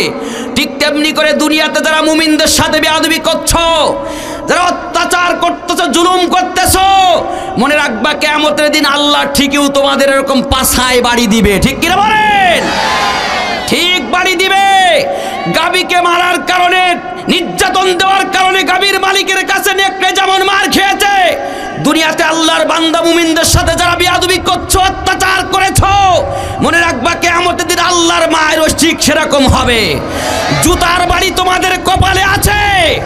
যারা মুসলমানদের ধরে ধরে জেলখানে আবদ্ধ করেছো, আলেমদেরকে নির্যাতন দিয়েছো, ফাঁসির কাস্টে ঝুলাইয়েছো, মনে রেখো জুতার বাড়ি তোমাদের জন্য পাওনা আছে। ঠিক কিনা বলেন? আল্লাহ ইন্না বাতশা রাব্বিকা লাশাদীদ, আল্লাহ ধরা বড় কঠিন। ঠিক কিনা বলেন? বড় কঠিন। দুনিয়ার 3 টাকার ক্ষমতা নিয়ে বড়াই করা যাবে না। আমার প্রিয় ভাইয়েরা, গাভীর মালিক নেকড়েকে যখন বাড়ি দিচ্ছে, তখন গাভী এবার বলতেছে, এ নেকড়ে মুস্কি হাসি আর বলে, নেকড়ে রে, আজকে আমি মালিকের আনুগত্য করার কারণে, মালিকের আন্ডারে থাকার কারণে আমার মালিক যেমন করে আমাকে ধুয়ে মুছে বাড়িতে নিয়ে যাওয়ার ব্যবস্থা করলো, তুমি যদি নিজেই মালিক না সেজে মালিকের আনুগত্য করতা, মালিকের আন্ডারে থাকতা, তোমার মালিকও তোমাকে ধুয়ে মুছে পরিষ্কার করে বাড়ি নিয়ে যেত। আমার মুসলমান ভাইয়ের, আমার বলার উদ্দেশ্য হলো, এই উদাহরণটা হযরতে শেখ সাদি রহমাতুল্লাহি আলাইহি তিনি তুলে ধরেছেন, বলেছেন, পেশ করেছেন। আমার প্রিয় ভাইয়েরা, আল্লাহ পাক ঠিক তেমনি করে উদাহরণটা এইভাবে দিয়েছেন, যারা দুনিয়ার 60-70 বছর জিন্দেগিতে আল্লাহর আনুগত্য করবে, আল্লাহকে রব বলে স্বীকার করবে, ওই বান্দার জীবন যেদিন শেষ হয়ে যাবে, গাভীর মালিকের মতো আল্লাহও ধুয়ে মুছে পরিষ্কার করে জান্নাতে নিয়ে যাবে। রব্বুল আলামিন বলেন, ওয়াসিকাল্লাযীনা ইত্তাকাউ রাব্বাহুম ইলাল জান্নাতি যুমারা হাত্তা ইযা জাউহা ওয়া ফুতিহাত আবওয়াবুহা ওয়া ক্বালা লাহুম খাযানাতুহা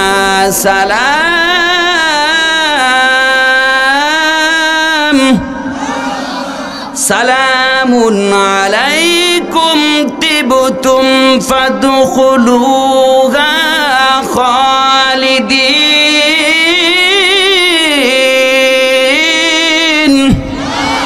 জোরে বলি আল্লাহু আকবার। রব্বুল আলামিন বললেন, ওয়াসিকাল্লাযীনা ইত্তাকাউ রাব্বাহুম ইলাল জান্নাতি যুমারা, যারা দুনিয়াতে আমি রবের আনুগত্য করবে, তাকওয়া অর্জন করবে, আমি রবকে যারা ভয় করবে, আমি আল্লাহকে যারা মহাব্বত করবে, ইসলামকে যারা পূর্ণাঙ্গ জীবন ব্যবস্থা হিসাবে মানবে, কোরআনের রাস্তায় যারা চলবে, আমি আল্লাহ পাক কিয়ামতের দিন তাদেরকে জান্নাতের মেহমান বানাবো। যখন তাদেরকে জান্নাতের দিকে নিয়ে যাওয়া হবে, জুমারা মানে দলে দলে যখন জান্নাতের দিকে নিয়ে যাওয়া হবে, দলে দলে যখন জান্নাতের কাছে নিয়ে যাবে, আল্লাহ পাক বলবেন, হাত্তা ইদা জাউহা ওয়া ফুতিহাত আবওয়াবুহা ও জান্নাতের রক্ষক ফেরেশতারা, দায়িত্বশীল ফেরেশতারা, আবু আবুহা জান্নাতের দরজা খুলে দাও, তাড়াতাড়ি খুলে দাও, খুলে দাও, খুলে দাও। আমি আল্লাহ পাকের মেহমান এসেছে। দুনিয়াতে কারোর বাড়িতে যখন কোনো মেহমান আসে সে যেমন আপ্যায়ন করে, বাড়ির দরজা খুলে দেয়, আদর যত্ন মহাব্বত করে, ঠিক তেমনি করে দুনিয়াতে মুমিনরা যখন জান্নাতে যাবে আল্লাহ পাক জান্নাতের দরজাগুলা খুলে দিয়ে মুমিনদের আপ্যায়ন করবে। নুজুলাম মিন গফুরির রহিম। রব্বুল আলামিন বললেন, ও জান্নাতীরা, জান্নাতের ভিতরে দাখিল হয়ে যাও, প্রবেশ করো। সালামুন আলাইকুম তিবতুম ফাদখুলুহা খালিদিন। ফেরেশতারা দুই সাইড দিয়ে দাঁড়িয়ে যাবে। দুনিয়াতে কোনো এমপি মন্ত্রী আসলে যেমন করে ফুলের তোড়া নিয়ে সম্মাননা দেওয়া হয়, ঠিক তেমনি করে জান্নাতীদেরকে এরকম ফেরেশতারা সম্মাননা দিবেন, ফুলের তোড়া জানাবে আর বলবে প্রবেশ করো শান্তির দুয়ারে। এখান থেকে তোমাদের কেউ বাইরে হতে বলবে না, বাইরে হওয়া লাগবে না। নুজুলাম মিন গফুরির রহিম, আল্লাহ পাকের পক্ষ থেকে তোমাদেরকে আপ্যায়ন দেওয়া হয়েছে। তারা যেটা বলবে আল্লাহ পাক সাথে সাথে তাদের সামনে হাজির করে দিবেন। ওই জান্নাতে যেতে চান কে কে একটু হাত তুলে দেখান। লিল্লাহি তাকবীর। আল্লাহ কবুল করুক বলি আমিন। সবাই জান্নাতে যাবেন, তাই না? আমাদের দিলের তামান্না কোথায় যাব? জান্নাতে। প্রিয় ভাইরা, এখন জান্নাতীরা জান্নাতে যাওয়ার পরে সব কিছু পাবে, তারপর ওদের মনটা একটু খারাপ। কি খারাপ? মন খারাপ থাকবে। আল্লাহ পাক ডেকে বলবেন, ও জান্নাতীরা, সব তো দিলাম, মন খারাপ কেন? তোমাদের যেন এখনো পরিপূর্ণ হয়নি। তখন জান্নাতীরা বলবে, রব্বুল আলামিন, দুনিয়াতে যেই মালিককে না দেখে সেজদা দিয়েছিলাম, আল্লাহ এখনো পর্যন্ত সেই মালিককে আমরা চোখে দেখতে পাইনি, সচক্ষে এখনো দেখতে পারিনি। এটাই হচ্ছে আমাদের একটু মনটা খারাপ লাগতেছে। আমার প্রিয় ভাইরা, জান্নাতীদের দিলের তামান্না হলো কাকে দেখবে? আমাদেরও দিলের তামান্না আছে না নাই?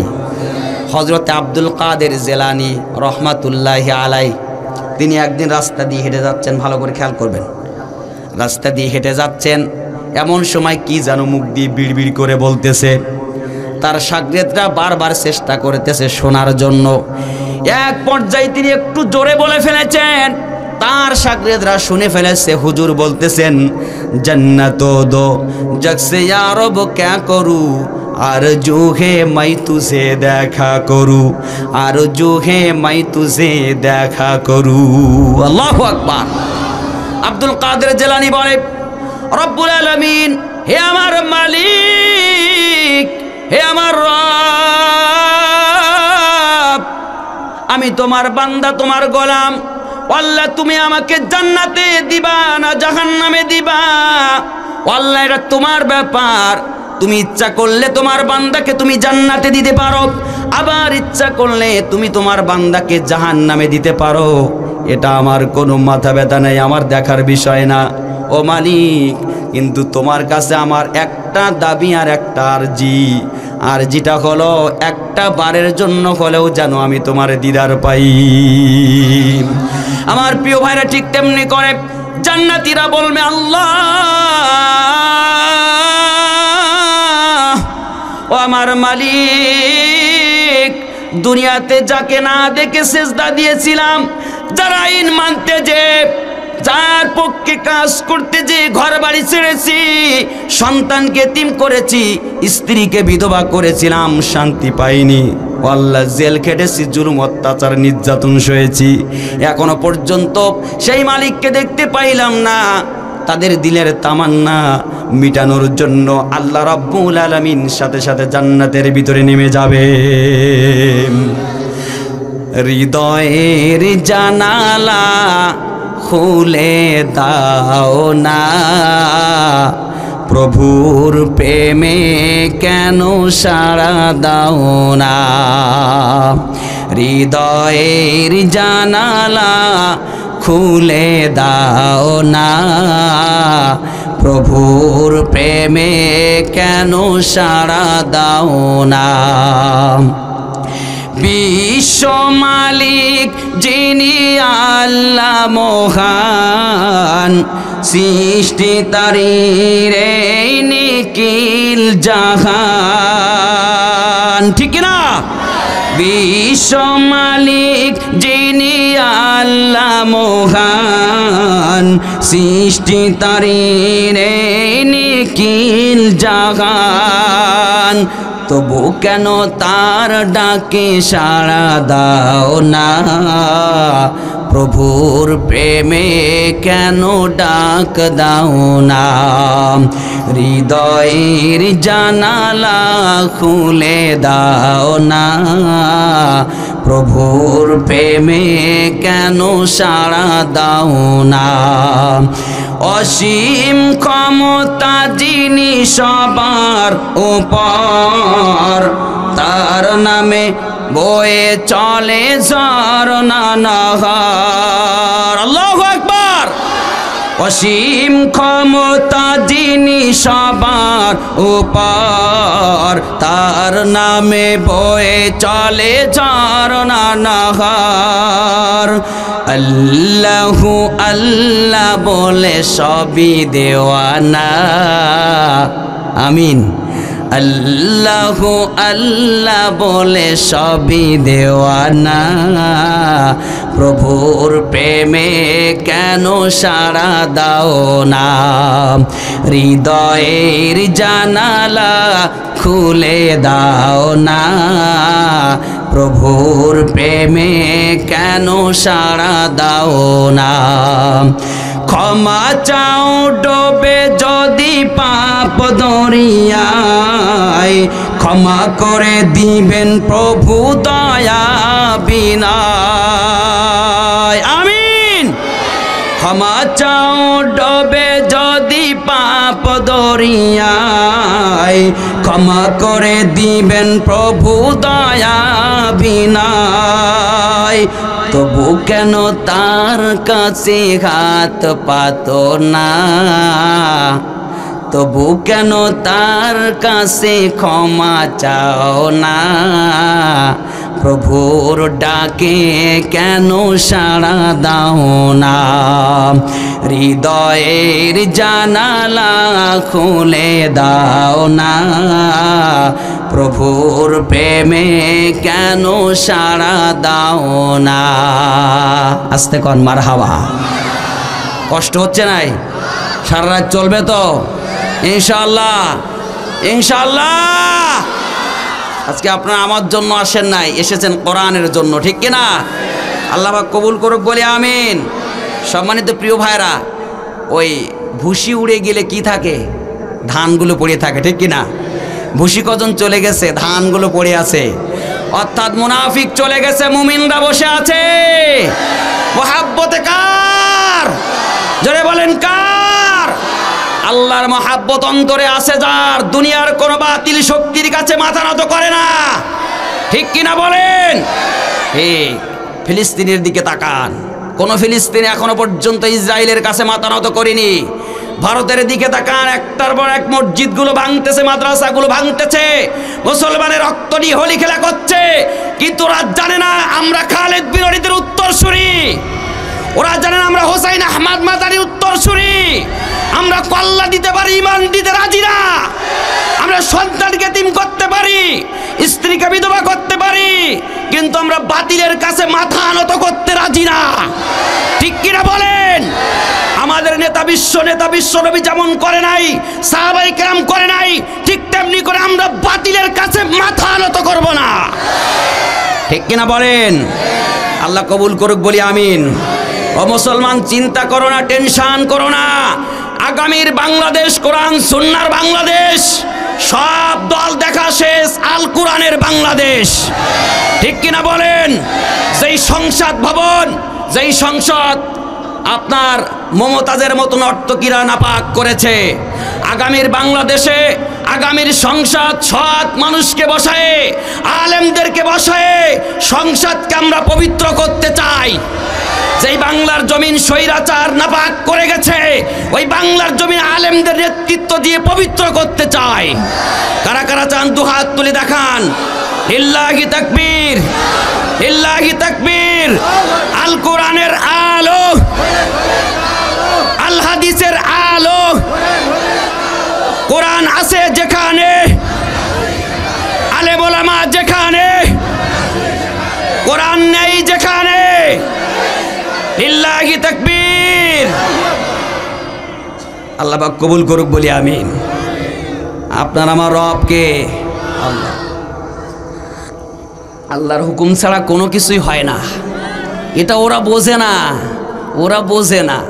ওরা যদি জানতো, কুলিল্লাহুম্মা মালিকাল মুলক তুতিল মুলকা মান তাশা ওয়া তানজিউল মুলকা মিম্মান তাশা ওয়া তুইজ্জু মান তাশা ওয়া তুযিল্লু মান তাশা বিয়াদিকাল খায়র। আল্লাহু আকবার।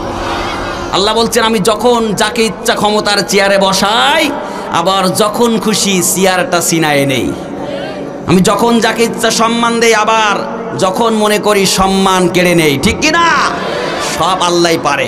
প্রিয় ভাইয়েরা, আপনারা কিন্তু কথা দিয়েছেন ওই জান্নাতে যাবেন, যাবেন বলেছেন না? জান্নাতে যেতে গেলে দুইটা শর্ত আর একটা সময় মেনটেন করতে হবে। কয়টা? দুইটা শর্ত। এই দুইটা শর্ত যখন থেকে মানবেন, তখন থেকে জিম্মাদারিত্ব নিবেন একজন, তিনি কে? দুইটা শর্ত রব্বুল আলামিন বললেন, ওয়া আনিবু ইলা রাব্বিকুম ওয়া আসলিমু লাহু মিন ক্বাবল আইয়াতিয়াকুমুল আযাবু সুম্মা লা তুনসারুন। রব্বুল আলামিন বললেন, দুইটা শর্ত আর একটা সময় যদি কেউ মেনটেন করে, দুইটা শর্তর প্রথম নাম্বার হলো রবের দিকে ফিরে আসা। আজকের থেকে আর কোনো অন্যায় করব না, একজনের দিকে মুখ ফিরাই দিলাম, তিনি কে? দুই নাম্বার হলো আসলিমু লাহু, ইসলামের কাছে আত্মসমর্পণ করা। ইসলাম আছে যেখানে, শান্তি আছে। ও দেশের ভাই রে, বল না কোথা যাই রে, একটু শান্তি বলো কোথায় গেলে পাই রে। শান্তি পেতে হলে দিনের পথে আই রে, শান্তি পেতে হলে ইসলামের পথে আই রে। ও দেশের ভাই রে, বল না কোথা যাই রে, একটু শান্তি বলো কোথায় গেলে পাই রে। শান্তি কেন পাচ্ছি না জানেন? পূর্ণাঙ্গ ইসলাম না মানার কারণে। ঠিক কিনা? যতদিন পর্যন্ত পূর্ণাঙ্গ ইসলাম না মানতে পারবো, শান্তি পাওয়া যাবে না। এই জমিনে যতদিন না পর্যন্ত ইসলামের শাসন না চলবে, এই জমিন থেকে বৈষম্য দূর হবে না। ঠিক কিনা বলেন? বৈষম্য দূর করতে হলে ইসলামের আইন দরকার আছে না নাই? যেমন আফগানিস্তান শাসন করতেছে ইসলামের আইন দ্বারা। চুরি করলে হাত কেটে দাও, কোনো চোর আর মালের দিকে তাকাবে? জোরে বলেন, তাকাবে না। এজন্য ইসলামের আইন দরকার আছে না নাই? তো আল্লাহ বলছেন, ইসলামের কাছে আত্মসমর্পণ কর, কপাল খুলে যাবে। তাড়াতাড়ি আত্মসমর্পণ কর, কপাল খুলে যাবে। এই দুইটা শর্ত, আইয়াতিয়াকুমুল আযাব সুম্মা লা তুনসারুন। আল্লাহ বলছেন, এই দুইটা শর্ত কখন থেকে মানবা? এখন না 5 বছর পরে? আল্লাহ পাক বলছেন, ওই আযাব আসার আগে রবের দিকে ফিরে আয় আর ইসলামের কাছে আত্মসমর্পণ কর। ওই আযাব আসার আগে। কোন আযাব? আইয়াতিয়াকুমুল আযাব সুম্মা লা তুনসারুন। যেই আযাব আসার পরে আর কেউ কাউকে সাহায্য করার সুযোগ থাকে না। সে আযাবের নাম কি? মৃত্যু। কি? মৃত্যু। মৃত্যু নামক আযাব। কারো যদি মরণ হয়ে যায়, সে কি বলতে পারবে যে পিপাসা লেগেছে? বলেন, কোনো সুযোগ আছে? কোনো সুযোগ নেই। তাই আল্লাহ বলছে, ওই মৃত্যু আসার আগে এই দুইটা সত্য মেনে নাও, পরকালে শান্তি পাবা। ঘোষণা করলেন কে? এমনি শান্তি শান্তি করে চিল্লায় কোনো লাভ নাই। শান্তি দেওয়ার মালিক কে? জোরে বলো, আরো জোরে। জোর হলো না? আল্লাহ। সুন্দর করে বলেন, আল্লাহ। আমাদের রবের মালিক কে? আল্লাহ। আল্লাহ। আল্লাহকে দেখেছেন কখনো? নির্জনে ডেকে দেখেন, শোনে কি শোনে না? আহা রে, আরে এমন একজন রব আমরা পেয়েছি না। আল্লাহু লা ইলাহা ইল্লা হুয়াল হাইয়ুল কাইয়ুম লা তাখুযুহু সিনাতু ওয়ালা নাওম। সুবহানাল্লাহ। এমন একজন রব আমরা পেয়েছি, যেই রবের, যিনি চিরস্থায়ী, চিরঞ্জীব, যার কোনো তন্দ্রাও নাই নিদ্রাও নাই। হযরতে মূসা প্রশ্ন করছে আল্লাহর কাছে, আল্লাহ তুমি ঘুমাও না? আল্লাহ কয়, মূসা রে, আমি যদি ঘুমাই তাহলে তামাম পৃথিবী তছনছ হয়ে যাবে। মূসার কাছে আল্লাহ একটা পানির পেয়ালা দিলেন। পানির পেয়ালা যখন দিলেন আর ঘুমকে বললেন মূসাকে ধর। যখন মূসাকে একটু তন্দ্রা এসে ধরলো, হঠাৎ করে পানির গ্লাসটা, পানির পেয়ালাটা নিচে পড়ে চুরমার হয়ে গেল। আল্লাহ পাক মূসাকে ডেকে বললেন, মূসা রে, আমি যদি ঘুমাই গোটা পৃথিবীতে আমার কোন বান্দা শেষ রাতে উঠে আমি মালিককে ডাকবে, মালিকের কাছে সাহায্য চাবে, আমার বান্দার ডাকের জবাব কে দিবে? আমার বান্দার সাহায্য সহযোগিতা কে করবে? মূসা রে, আমি যদি ঘুমাই গোটা পৃথিবীটা কাঁচের গ্লাসের মতো ভেঙে চুরমার হয়ে যাবে। এজন্য আমরা এমন একজন রবের গোলাম, যেই রবের কোনো তন্দ্রা নেই, নিদ্রা নেই, ক্লান্তি নেই, স্থায়িত্ব চিরঞ্জীব, চিরস্থায়ী। সেই রবের আনুগত্য করতে রাজি আছেন না নাই? আজকে যারা সেই রবের আইন চায় না, সেই রবের কাছে মাথা নত করতে চায় না, আনুগত্য করে না, মুখে যতই বলুক না কেন ওরা টাটকা নির্ভেজাল মুনাফিক। ঠিক কিনা বলেন? কে কখন দুনিয়ার থেকে চলে যাবো এই গ্যারান্টি কারো আছে? জোরে বলেন, আছে? নাই। একদিন মাটির কষ্ট আছে না, তাকে শুননি চলবে তো। একদিন মাটির ভিতরে হবে ঘরে, মন আমার কেন বন্ধ দালান ঘর।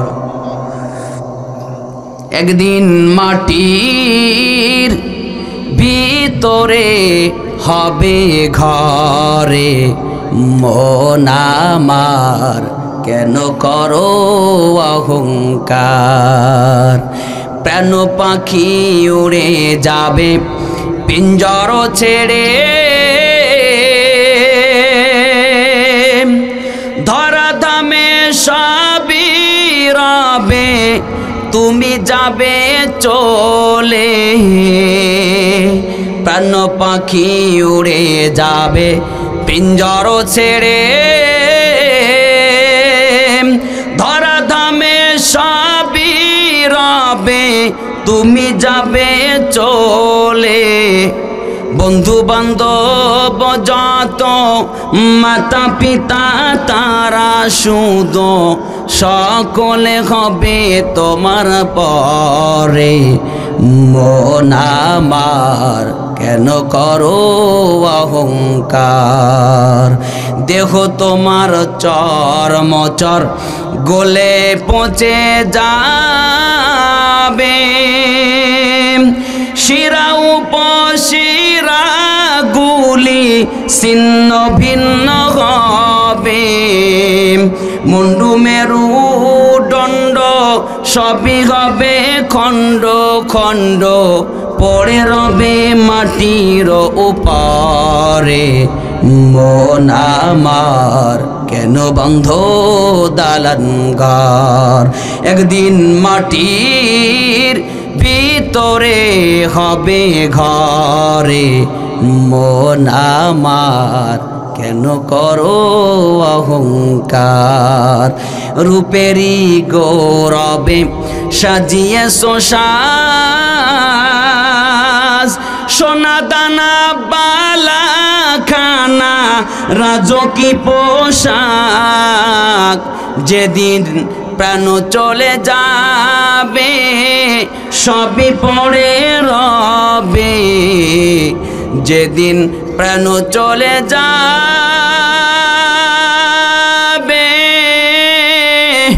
আরে সবই পড়ে রবে। গায়ে দিবে মার কিন থান রে, মন আমার কেন করো অহংকার। একদিন মাটির ভিতরে হবে ঘরে, মন আমার কেন বন্ধ দালান ঘর। আস্তে কন মারহাবা। রব্বুল আলামিন বললেন, ইযা জা আজালুহুম লা ইস্তাখিরুনা সাআতাও ওয়ালা ইয়াস্তাকদিমুন।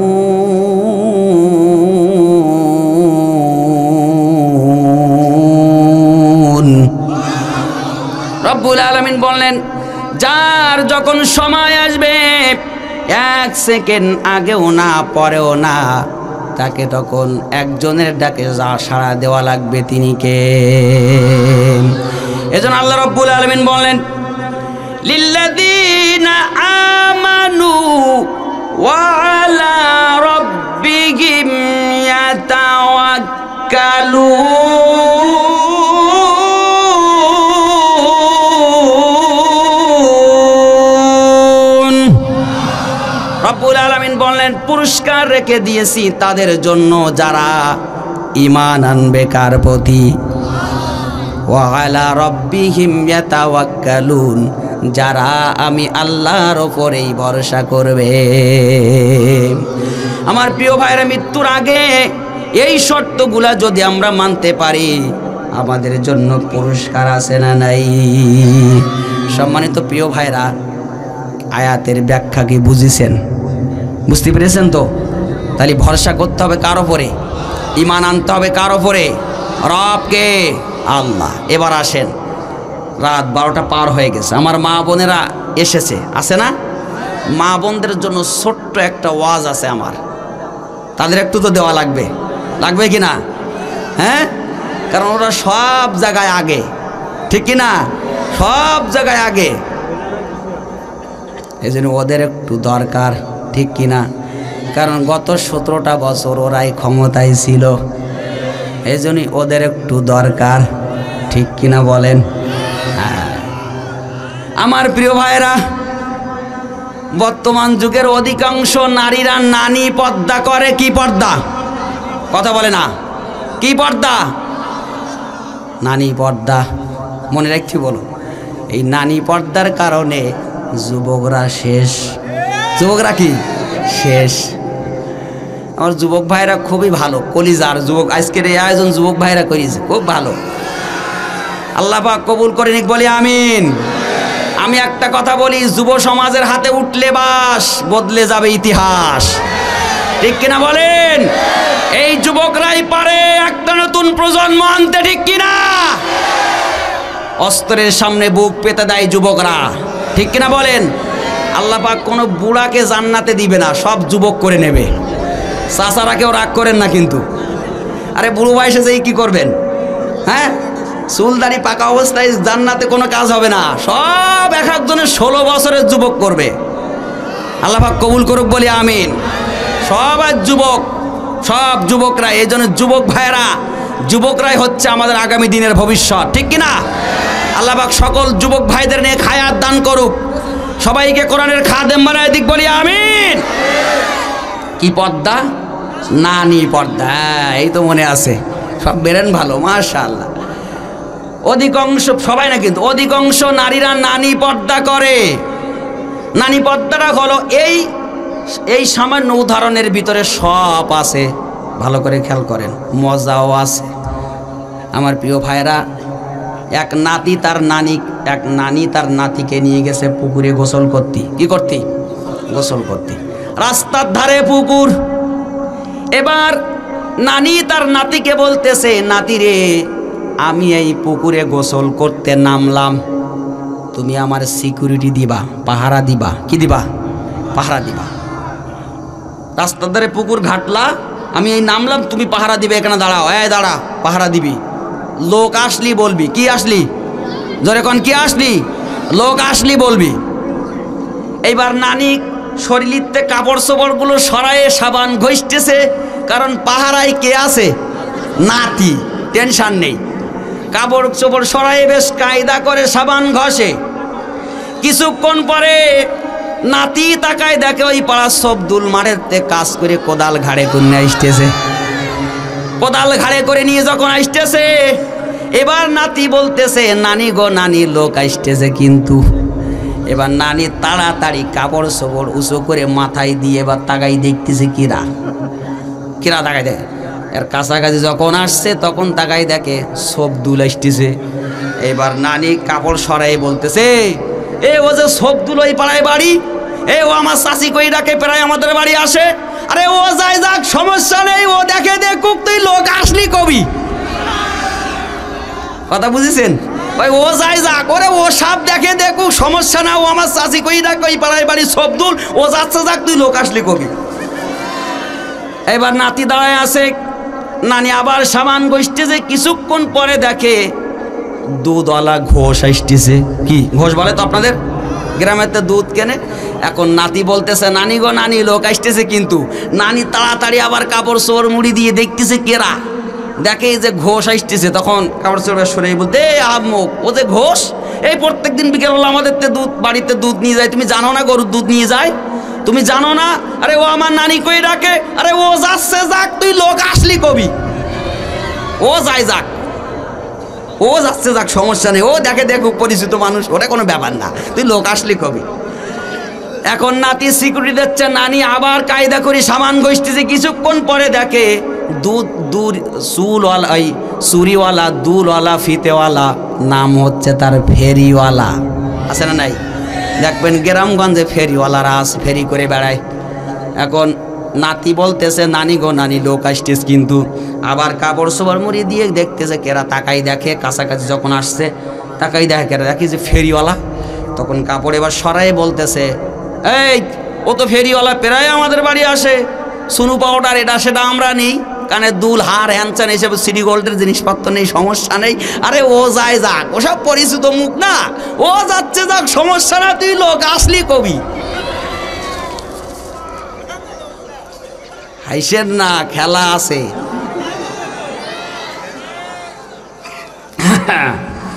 আমার প্রিয় ভাইরাম, নাতি এবার একটা কনফিউশনের ভিতরে পড়ে গেছে। সমস্যাটা কি? লোকটা আবার কিরা, এতগুলো লোক গেল, লোকটা কেরা খুঁজে পাচ্ছি না তো। তখন নাতি পাচ্ছি তো, ও বুঝতে পারছি, তাহলে পুরুষ লোক একটাও লোক না, মেয়ে লোক মনে হয় লোক। তা পুরুষ লোক যে করা যাচ্ছে যাক, মেয়ে লোক আসলি কব।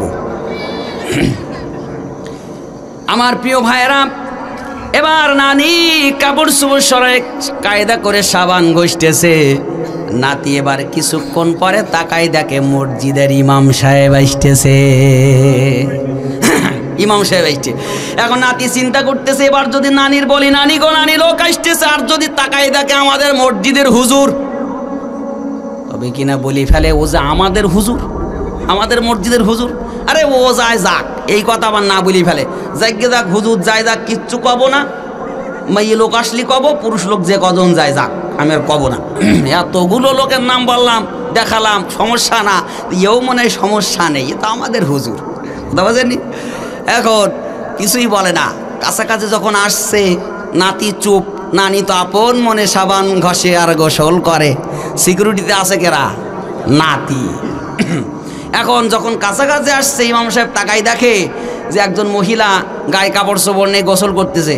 এখন হুজুরকে একটা গুণ আছে, গলা শব্দ করে, সাবধান হয়ে যাও। আছে না নাই? জোরে বলেন।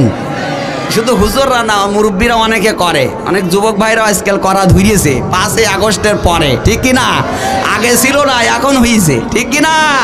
আল্লাহ কবুল করুক, বলি আমিন। গলা শব্দ।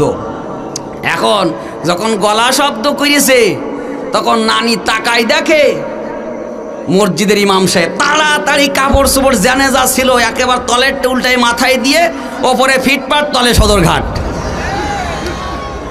এবার মাথাটা ঢেকে কায়দা করে এইভাবে তাকাই দেখতেছে হুজুর যাচ্ছে। হুজুর যখন আস্তে আস্তে চলে যায়, নানির ভিতরে দাউ দাউ করে আগুন জ্বলতেছে রাগে ক্ষোভে। হুজুর যখন চলে গেছে, নানি আস্তে করে উপরে উঠে নাতির 2 গালে 2 চড় বসাই দিয়েছে। দেওয়ার পরে বলতে, যা হাম্মক, তোরে বললাম লোক আসলি কবিতা, তুই হুজুর গেল তা তুই বললি না কেন? এ হুজুর আমার দেখিনি তো, হায় হায় রে, মানিজ্য সব গেছে রে, সব বোনাশ হয়ে গেছে, হা হা হা রে, এ হুজুর দেখিনি তো। এবার নাতি কাঁদে আর বলে, নানি গো নানি, ওই পাড়ার সবদুল তোমার কাছে লোক না, চুরিওয়ালা, ফিতেওয়ালা, দুলওয়ালা তোমার কাছে লোক না, দুধওয়ালা ঘোষ তোমার কাছে লোক না, এই ইমাম সাহেব যে তোমার কাছে লোক, এটা আমি বুঝবো কেমন করে?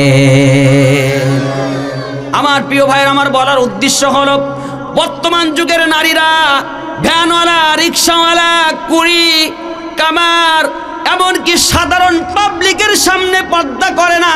হুজুরগা দেখলেই পর্দা আছে না নাই? আমার প্রিয় ভাইরা, পর্দা শুধু হুজুরগা দেখলে করলেই হবে না। গায়রে মারহাম পুরুষ যারা আছে, হুজুরগা আপনি সম্মান করেন, এটা ঠিক আছে, কিন্তু পর্দা করতে হবে। গায়রে মারহাম পুরুষ যারা আছে, প্রত্যেকের সামনে পর্দা করা ফরজ না নফল। বর্তমান সময়ের মা বোনেরা দেখবেন, সুনু পাউডার যত যা কিছু আছে একেবারে আলকাতারা পর্যন্ত সব মেঘে রাস্তায় বাইর হবে, কিন্তু স্বামীর সামনে মাখবে না। আমি একটা উদাহরণ দিয়ে থাকি।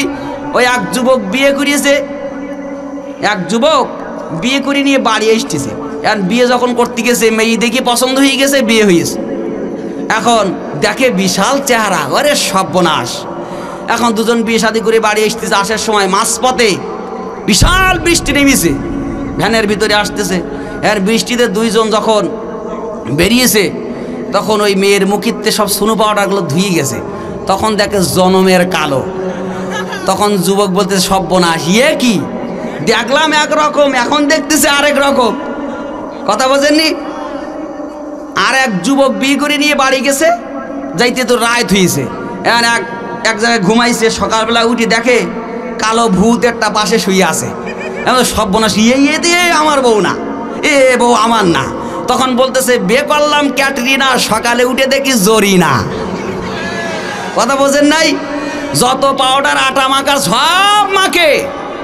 আমার বোনদের বলি, রাগ করেন না, আর আপনারাও খুব বেশি হাসেন না, কারণ এতে দোষ আপনাদেরও আছে। ঠিক কিনা বলেন? হ্যাঁ, বোর গোলামি করে কেরা কেরা হাত তোলেন দেখি।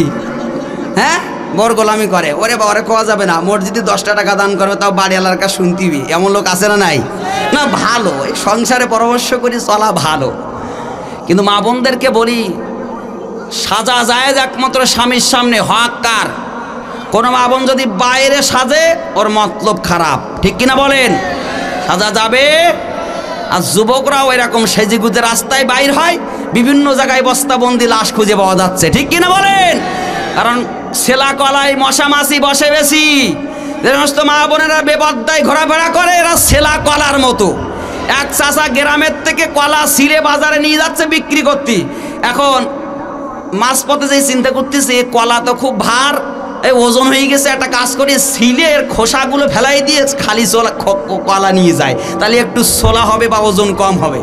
এখন বাজারে যখন কলাগুলো ছিলে নিয়েছে, এইবার মশার মাছি আন্দোলন করা শুরু করেছে। একের পর এক ঠোক দিচ্ছে, ভনভান ভনভান করে। বাজারের ভিতরে যখন ঝুড়ি রাখছে, এত মাছি যে বাজারের আর দোকানদার টিকতে পারতেছে। এবার চাষা শুদ্ধ কলা শুদ্ধ দেশে নদীতে ফেলাই। আমার সম্মানিত প্রিয় ভাইরা, বর্তমান যুগের কিছু কিছু মা বোন হচ্ছে ছেলা কলার মতো ঘুরে বেড়ায়। এতে তাদের মুখে অ্যাসিড নিক্ষেপ করা, তাদেরকে ধর্ষণ করা, সব কিছুই বেপর্দা বেহায়াপনা নারীদের কারণে হচ্ছে। ঠিক কিনা? আর এতে দোষ শুধু তাদেরও না, দোষ অভিভাবকদেরও আছে। নবীজি বলেছেন, 3 শ্রেণীর মানুষ জান্নাতে যাবে না। যারা তার পরিবারকে অশ্লীলতা বেহায়াপনার দিকে ঠেলে দিয়েছে, ওই ব্যক্তি যত বড় হাজি হোক, আলেম হোক, আর মুসল্লি হোক, আর ইমানদার হোক, ও জান্নাতে যাবে না। চাচা, তোমার ছেলে কোথায়, মেয়ে কোথায়, খবর তোমার নাই, তুমি মসজিদে এসে আল্লাহ আল্লাহ করো। ঠিক কিনা? আমার প্রিয় ভাইরা, ছেলে এবং মেয়ে যৌবন ভরা একটা মেয়ে, ভরা সমর্থ একটা মেয়েকে রাস্তায় বাহির করে দেওয়া, স্বাধীনতা দেওয়া, এটা উচিত নয়। ঠিক কিনা বলেন? কিয়ামতের দিন ওই পিতাকে আসামির কাঠ ঘোড়ায় দাঁড়ানো লাগবে। এজন্য মা আর বোন সবার আসে, আমার যুবক ভাইয়েরা, আজকের থেকে ওয়াদা করতে হবে, প্রতিজ্ঞা করতে হবে, এখন থেকে যতদিন বাঁচবো কোন নারীর দিকে চোখ রাঙায় তাকাবো না। ঠিক কিনা বলেন? হাত তুলে দেখান। আল্লাহ কবুল করুক, বলি আমিন। জোরে বলি আমিন। ছোট্ট একটা উদাহরণ দিয়ে আমি শেষ করে দিচ্ছি, একটা ছোট্ট ঘটনা, বেশ সময় যাবো না, কষ্ট হচ্ছে নাই বাবা, দোয়া করে যাবো ইনশা। সিরিয়া থেকে এক যুবক সিরিয়ার দিকে রওনা দিয়েছে। ভালো করে শোনেন, বিশ্বনবীর হাদিস। সিরিয়ার দিকে রওনা দিয়েছেন, আর এক যুবতী মহিলা সিরিয়া থেকে আসতেছেন, মরুভূমির পথ, বিশাল রাস্তা, জনশূন্যময় এলাকায় যখন পৌঁছায়েছে, ওই যুবতী দূর থেকে তাকায় দেখে একজন যুবক আসতেছে। যুবতী থরথর করে কাঁপতেছে, যুবতী থরথর করে কাঁপে আর আল্লাহকে ডেকে বলে, আল্লাহ আজকে বুঝি আমার সতীত্ব শেষ হয়ে যাবে, আমার সব কিছু শেষ হয়ে যাবে, কারণ এই জনশূন্যময় এলাকায় কেউ নাই। ও আল্লাহ, আমার যৌবনটা আজকে শেষ হয়ে যাবে, সতীত্ব আজকে শেষ হয়ে যাবে, কারণ ওই যুবক ঠিকই আজকে আমার ক্ষতি করে দেবে। ওই যুবতী থমকে যায়, যে থরথর করে কাঁপে আর ভয় পাইতেছে, আল্লাহকে ডাকে, আল্লাহর কাছে সাহায্য চায়, আল্লাহ তুমি আমার সতীত্বর হেফাজত করো। এই যুবক দূর থেকে বুঝতে পেরেছেন, দূর থেকে বুঝতে পেরে যুবতীকে ডাক দিয়ে বলে, হে বোন তুমি চিন্তা করো না, ভয় পেও না, আমি আল্লাহর নবীজির সাহাবী। আল্লাহু আকবার। এবং তুমি চিন্তা করো না, আমি আল্লাহর নবীর সাহাবী, তোমার কোনো ক্ষতি হবে না। যেদিন থেকে নবীজির হাতে হাত রেখে ঈমান এনেছি, সেই দিন থেকে কোনো অন্যায় আমি করি না। ও বোন, আমার বাড়িতেও মা বোন আছে, চিন্তা করো না, ভয় পেও না, আমি আল্লাহর নবীর সাহাবী। আসো আসো, তোমাকে আমি নিরাপদে বাসায় পৌঁছে দিই। ওই যুবক আর সিরিয়ার দিকে গেলেন না, ওই যুবতীকে সঙ্গে করে নিয়ে নিরাপদ স্থানে তার বাড়িতে পৌঁছে দিলেন। পরের দিন সকালবেলা যখন নবীজির কাছে এই খবর পৌঁছে গেল, নবীজি ওই যুবককে ডাক দিয়ে বলতেছে, যুবক রে, গতকালকে তুমি এমন একটা কাজ করেছো, তোমার ব্যাপারে আল্লাহ পাক আমার মাঝে ওহী করেছেন। হে যুবক, এমন একটা কাজ করেছো, আসো তুমি আমার কাছে আসো।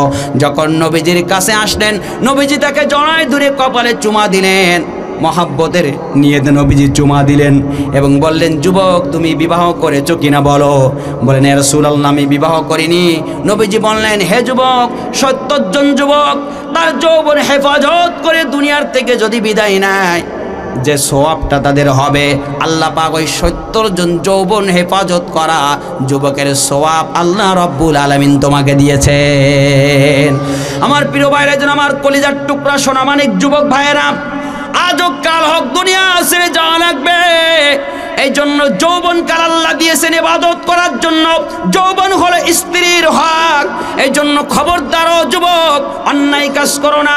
যৌবন কিন্তু শেষ হয়ে যাবে, কোনো বাধা লাগবে না, যৌবন এমনি শেষ হয়ে যাবে। গোনাহ কিন্তু তওবা ছাড়া মাফ হবে না। এই জন্য বেঁচে থাকবো যতদিন, আল্লাহ খুশি হয় এমন কোনো কাজ আমরা করব না। আমার পর্দার অন্তরালের মা বোনেরা বলি, খবরদার স্বামীর মনে কষ্ট দিবা না। 4টা কাজ যদি কোনো মা বোন করতে পারে, 1 নাম্বার হলো 5 ওয়াক্ত নামাজ পড়া, 2 নাম্বার হলো রমজানের রোজা রাখা, 3 নাম্বার হলো স্বামীর খেদমত করা, 4 নাম্বার হলো আপনার লজ্জাস্থানের হেফাজত করা, পর্দার সাথে চলা। এই 4টা কাজ যদি কোনো মা বোন করতে পারে, 8টা জান্নাতের যে কোনো দরজা দিয়ে আল্লাহ পাক জান্নাতে প্রবেশ করাবে। আল্লাহ পাক কবুল করুক বলি আমিন। সম্মানিত প্রিয় ভাইয়েরা, 12টা 25 বেজে গেছে। ফজরের নামাজ আছে না নাই? ফজরের নামাজ পড়বেন কারা কারা, একটু হাত তুলে দেখান।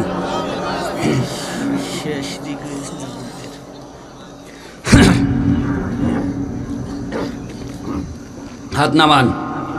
সবাই পড়বেন তো? আমি দেখিনি, পড়বেন তো সবাই? না পড়লেই আমিও বিপদে পড়ে যাবো, আপনারাও পড়বেন। ওই বক্তা তুই আগে তক্তা করি নেই আর ও কটার পরে সারা রাত 10 শুনে ফজরের নামাজ কাজা, কোনো লাভ হবে? ফজরের নামাজ পড়তে হবে, আমিও পড়বো, আপনারাও পড়বেন ইনশা। আবার কি আবদার, গজল তো গাইলাম অনেকগুলা, হ্যাঁ।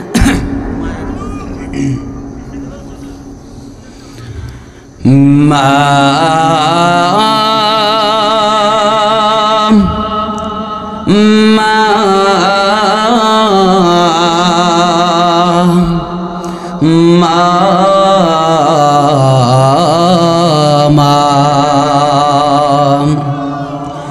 আজ কেন আমায় সোহাগ মাখা ডাক ডাকো না, আজ কেন আমায় আদর করে তুমি ডাকো না। কোথায় হারিয়ে গেলে